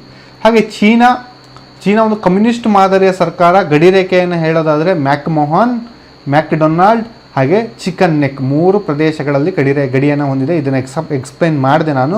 ರಾಜಧಾನಿ ಚೀನಾದ ಯಾವುದು ಅಂದರೆ ಬೀಜಿಂಗ್ ಸ್ನೇಹಿತರೆ. ಚೀನಾದ ಕರೆನ್ಸಿ ಯಾವುದು ಅಂತ ಅಂದರೆ ರೆನ್ ಮಿನ್ ಬಿ ಅಂತ ಹೇಳಿ. ಸರ್ ಇದು ಎನ್ ಅಥವಾ ಯುವಾನ್ ಅಂತ ನಾವೆಲ್ಲ ಅಧ್ಯಯನ ಮಾಡ್ತೀವಲ್ಲ ಅಂತ ಹೇಳಿದ್ರೆ ಸ್ನೇಹಿತರೆ, ಈ ರೆನ್ ಮಿನ್ ಬಿನ ಒಂದು ಬೇಸಿಕ್ ಯೂನಿಟೇ ಯುವಾನ್ ಆಗಿರುತ್ತೆ ಅಥವಾ ಎನ್ ಆಗಿರುತ್ತೆ ಸ್ನೇಹಿತರೆ. ಭಾರತದ ರೂಪಾಯಿಯ ಒಂದು ಬೇಸಿಕ್ ಯೂನಿಟ್ ಯಾವ ರೀತಿ ಪೈಸೆ ಆಗಿದೆ. ಭಾರತದ ರೂಪಾಯಿಯನ್ನು ನೀವು ಪೈಸೆಯಲ್ಲೂ ಹೇಳ್ಬೋದಲ್ಲ, 1 ರೂಪಾಯಿ ಅಂದರೆ 100 ಪೈಸೆ ಅಂತ. ಹಾಗಾದರೆ ರೆನ್ಮಿನ್ಬಿಯ ಮೂಲವಾಗಿದ್ದ ಒಂದು ಕರೆನ್ಸಿಯ ಮೂಲ ಯಾವುದು ಅಂದರೆ ಬೇಸಿಕ್ ಯೂನಿಟ್ ಯಾವುದು ಅಂತ ಅಂದರೆ ಅದು ಎನ್ ಆಗಿರುತ್ತೆ ಅಥವಾ ಯುವಾನ್ ಅಂತ ಅದನ್ನು ಕರಿತೀವಿ ಸ್ನೇಹಿತರೆ. ಹಾಗೆ ಅದನ್ನು ಕೂಡ ನೆನ್ಪಿಟ್ಕೊಳ್ಳಿ. ಇಲ್ಲಿ ಡೈರೆಕ್ಟಾಗಿ ಆಪ್ಷನಲ್ಲಿ ರೆನ್ಮಿನ್ ಬಿ ಅಂತ ಇದ್ದರೆ ಚೀನಾದ ಕರೆನ್ಸಿ ರೆನ್ಮಿನ್ ಬಿ ಅಂತ ಹಾಕಿ, ಯುವಾನ್ ಅಂತ ಇದ್ದರೆ ಎನ್ ಅಂತ ಇದ್ದರೆ ಇದನ್ನು ಕೂಡ ಹಾಕ್ಬೋದು ನೀವು. ಇದೆರಡು ಕೊಟ್ಟಿದ್ರೆ ಸರಿಯಾದ ಉತ್ತರ ಯಾವುದು ಅಂತಂದರೆ ರೆನ್ಮಿನ್ ಬಿ ಆಗಿರುತ್ತೆ ಸ್ನೇಹಿತರೆ. ಅವರ ಅಧ್ಯಕ್ಷರು ಯಾರು ಅಂತ ಅಂದರೆ ಕ್ಸಿ ಜಿಂಗ್ಪಿಂಗ್ ಆಗಿರ್ತಾರೆ. ಜಿಂಗ್ಪಿಂಗ್ ಅಂತಲೂ ಹೇಳ್ತಾರೆ, ಕ್ಸಿ ಜಿಂಗ್ಪಿಂಗ್ ಅಂತಲೂ ಹೇಳ್ತಾರೆ, ನೆನಪಿರಲಿ. ನೆಕ್ಸ್ಟು ನೇಪಾಳದೊಂದಿಗೆ ನಾವು ಯಾವುದೇ ರೀತಿಯಾದಂತಹ ಒಂದು ಗಡಿ ರೇಖೆಯ ಹೆಸರನ್ನು ಹೊಂದಿಲ್ಲ, ಒಂದು ಅಂತಾರಾಷ್ಟ್ರೀಯ ಗಡಿ ಅಂತಲೇ ಕರಿತೀವಿ ಅದಕ್ಕೆ, ಅದನ್ನು ಹೊಂದಿರ್ತೀವಿ. ನೇಪಾಳದ ರಾಜಧಾನಿ ಕಠ್ಮಂಡು ನೆನಪಿರಲಿ, ಅಲ್ಲಿನ ಕರೆನ್ಸಿ ನೇಪಾಳದ ರೂಪಾಯಿ ನೆನಪಿರಲಿ. ಹಾಗೆ ಅಲ್ಲಿನ ಮುಖ್ಯಸ್ಥರು ಒಬ್ಬರು ಅಧ್ಯಕ್ಷರಿದ್ದಾರೆ, ಹಾಗೆ ಇನ್ನೊಬ್ಬರು ಪ್ರೈಮ್ ಮಿನಿಸ್ಟರ್ ಇದ್ದಾರೆ. ಪ್ರೆಸಿಡೆಂಟ್ ಯಾರು ಅಂತಂದರೆ ರಾಷ್ಟ್ರಪತಿಗಳು ಯಾರು ಅಂದರೆ ನೇಪಾಳದು ಬಿದ್ಯಾದೇವಿ ಭಂಡಾರಿ ಅವರು, ಹಾಗೆ KP ಶರ್ಮಾ ಓಲಿ ಅನ್ನೋರು ಪ್ರೈಮ್ ಮಿನಿಸ್ಟರ್ ಆಗಿರ್ತಾರೆ, ನೆನಪಿರಲಿ. ನೆಕ್ಸ್ಟು ಭೂತಾನಿನ ಗಡಿರೇಖೆ ಕೂಡ ಅಂತಾರಾಷ್ಟ್ರೀಯ ಗಡಿರೇಖೆ ಅಂತ ಕರಿತೀವಿ. ಅದರ ಒಂದು ರಾಜಧಾನಿ ಥಿಂಫು ಆಗಿರುತ್ತೆ, ಭೂತಾನಿನ ರಾಜಧಾನಿ. ಭೂತಾನಿನ ಕರೆನ್ಸಿ ಯಾವುದು ಅಂದರೆ ಗುಲ್ಟ್ರುಮ್ ಆಗಿರುತ್ತೆ, ಗುಲ್ಟ್ರುಮ್ ಇದರ ಒಂದು ಕರೆನ್ಸಿ. ಹಾಗೆ ಇಲ್ಲಿ ಮೊನಾರ್ಕ್ ಆಗಿರೋದ್ರಿಂದ ಇದು ಬ್ರಿಟನ್ನಂತೆ ಒಂದು ಕಾನ್ಸ್ಟಿಟ್ಯೂಷನಲ್ ಮೊನಾರ್ಕಿ ಆಗಿದೆ ಸ್ನೇಹಿತರೆ ಭೂತಾನ್ ಅನ್ನೋದು. ಹಾಗೆ ಇದು ತುಂಬ ಇಂಪಾರ್ಟೆಂಟ್. ಇಲ್ಲಿನ ಒಂದು ಮೊನಾರ್ಕನ ಏನಂತ ಕರಿತೀವಿ ಅಂತ ಅಂದರೆ ಪಾರ್ಲಿಮೆಂಟರಿ ಮೊನಾರ್ಕ್ ಅಂತಲೂ ಕರೀತಾರೆ, ಯಾಕಂದರೆ ಇಲ್ಲಿ ಪಾರ್ಲಿಮೆಂಟ್ ಕೂಡ ಇದೆ, ರಾಜ ಕೂಡ ಇದ್ದಾರೆ. ಬ್ರಿಟನ್ ರೀತಿಯಾದಂಥ ಒಂದು ಸರ್ಕಾರ ಇಲ್ಲಿದೆ ನೋಡಿ. ಜಿಗ್ಮೆ ಕೇಸರ್ ನಂಗೇಲ್ ವಾಂಗ್ಚುಕ್ ಎನ್ನುವಂಥ ವ್ಯಕ್ತಿ ಇಲ್ಲಿನ ರಾಜ ಆಗಿದ್ದಾನೆ. ಹಾಗೆ ಇಲ್ಲಿನ ಒಬ್ಬ ಪ್ರಧಾನಮಂತ್ರಿ ಯಾರು ಅಂದರೆ ಲೋಟೆ ಶೆರಿಂಗ್ ಎನ್ನುವಂಥ ವ್ಯಕ್ತಿ ಇಲ್ಲಿನ ಪ್ರಧಾನಮಂತ್ರಿ ಭೂತಾನಿಂದು. ಹಾಗೆ ಮಯನ್ಮಾರ್ ಅಂತ ತಗೊಳೋದಾದರೆ ಮಯನ್ಮಾರೊಂದಿಗೂ ಕೂಡ ನಾವು ಅಂತಾರಾಷ್ಟ್ರೀಯ ಗಡಿರೇಖೆ ಅಂತ ಹೊಂದಿದ್ದೀವಿ, ಇದಕ್ಕೆ ಯಾವುದೇ ಹೆಸರಿಲ್ಲ. ಯಾವ ರಾಜಧಾನಿ ನೈಫೈಡಾ ಅಂತ, ಇದರ ರಾಜಧಾನಿ ನೈಫೈಡಾ ಅನ್ನೋದು ಮಯನ್ಮಾರಿನ ರಾಜಧಾನಿ. ಹಿಂದೆ ಯಂಗೂನ್ ಅಂತ ಕರಿತಿದ್ರು, ಈ ಪ್ರದೇಶವನ್ನು ಯಾಂಗೂನ್ ಅಂತಲೂ ಕರೆದಿದ್ದಾರೆ. ಅದಕ್ಕಿಂತ ಹಿಂದೆ ರಂಗೂನ್ ಅಂತಲೂ ಕರೆದಿದ್ದಾರೆ, ಯಾಂಗೂನ್. ಈಗ ಪ್ರಸ್ತುತ ಇದನ್ನು ನೈಫೈಡಾ ಅಂತ ಕರೀತಾರೆ. ಮಯನ್ಮಾರಿನ ಕರೆನ್ಸಿ ಯಾವುದು ಅಂದರೆ ಬರ್ಮೀಸ್ ಕ್ಯಾಟ್ ಮಯನ್ಮಾರಿನ ಒಂದು ಕರೆನ್ಸಿ ಆಗಿದೆ ಸ್ನೇಹಿತರೆ. ಹಾಗೆ ಮಯನ್ಮಾರಿನ ಮುಖ್ಯಸ್ಥರು ಒಬ್ಬರು ಅಧ್ಯಕ್ಷರಿದ್ದಾರೆ ಮಯನ್ಮಾರಿಗೆ, ವಿನ್ ಮೆಂಟ್ ಎನ್ನುವರು ಇದರ ಒಬ್ಬರು ಅಧ್ಯಕ್ಷರು. ಹಾಗೆ ಇಲ್ಲಿನ ಪ್ರೈಮ್ ಮಿನಿಸ್ಟರ್ ಅಂತ ಕರೆಯಲ್ಲ, ಇಲ್ಲಿ ಚಾನ್ಸಲರ್ ಅಂತ ಕರಿತೀವಿ. ಇಲ್ಲಿನ ಮುಖ್ಯಸ್ಥರನ್ನು ಚಾನ್ಸಲರ್ ಅಂತ ಕರಿತೀವಿ, ಆಂಗ್ ಸಾಂಗ್ ಸುಕಿ ಅಂತ. ಯಾವ ರೀತಿ ಜರ್ಮನಿ ಇರ್ಬೋದು, ಈ ಥರ ಯುರೋಪಿಯನ್ ರಾಷ್ಟ್ರಗಳಲ್ಲಿ ಈ ರೀತಿ ನಾವು ಕಾಣ್ತಾ ಹೋಗ್ತೀವಿ. ಒಂದು ಸ್ಟೇಟ್ನ ಮುಖ್ಯಸ್ಥರು, ರಾಜ್ಯದ ಮುಖ್ಯಸ್ಥರನ್ನು ನಾವು ಚಾನ್ಸಲರ್ ಅಂತ ಕರಿತೀವಿ. ಮಯನ್ಮಾರಿನ ರಾಜ್ಯ ಮುಖ್ಯಸ್ಥರನ್ನ ಆಂಗ್ ಸ್ಯಾಂಗ್ ಸುಕ್ಕಿ ಅವ್ರನ್ನ ಮಾಡಿದ್ದಾರೆ ಸ್ನೇಹಿತರೆ. ಇವರೊಬ್ಬರು ಮಹಿಳೆ ಆಗಿದೆ. ವಿನ್ ಮಿಂಟ್ ಅಲ್ಲಿನ ಒಬ್ಬರು ಅಧ್ಯಕ್ಷರು. ಹಾಗೆ ಬಾಂಗ್ಲಾದೇಶದ ನಡುವೆ ಇರೋದು ಒಂದು ರ್ಯಾಡ್ ಕ್ಲಿಫ್ ಇದೆ, ಇದನ್ನು ಝೀರೋ ಪ್ಯಾರಲಲ್ ಅಂತಲೂ ಕರೀತಾರೆ. ಅದಾಗಿ ಇದನ್ನು ಪೂರ್ವಾಂಚಲ್ ರೇಖೆ ಅಂತಲೂ ಕರೆದಿದ್ದಾರೆ ಸ್ನೇಹಿತರೆ. ಬಾಂಗ್ಲಾದೇಶದ ರಾಜಧಾನಿ ಢಾಕಾ, ಬಾಂಗ್ಲಾದೇಶದ ಕರೆನ್ಸಿ ಬಾಂಗ್ಲಾದೇಶಿ ಟಾಕಾ, ಬಾಂಗ್ಲಾದೇಶದ ಅಧ್ಯಕ್ಷರು ಅಬ್ದುಲ್ ಹಮೀದ್, ಬಾಂಗ್ಲಾದೇಶದ ಪ್ರಧಾನಮಂತ್ರಿ ಶೇಖ್ ಹಸೀನಾ. ಇದಿಷ್ಟನ್ನು ನೀವು ನೆನ್ಪಿಟ್ಕೊಂಡ್ರೆ ಒಂದು ಅಂಕ ಕೂಡ ತಗೊಳ್ತಾ ಹೋಗ್ತೀರಾ. ಹಲವಾರು ಪ್ರಶ್ನೆಗಳಿಗೆ ಇದರಲ್ಲಿ ಈ ಒಂದು ವಿಡಿಯೋದಲ್ಲಿ ನಿಮಗೆ ಉತ್ತರ ಸಿಕ್ಕಿದೆ ಅಂತ ಅಂದ್ಕೊಳ್ತೀನಿ. ಮುಂದಿನ ಒಂದು ವಿಡಿಯೋದಲ್ಲಿ ಇನ್ನಷ್ಟು ಇನ್ಫಾರ್ಮೇಷನ್ ಒಂದಿಗೆ ನಾವು ಭೇಟಿಯಾಗೋಣ ಸ್ನೇಹಿತರೆ. ಜೈ ಹಿಂದ್.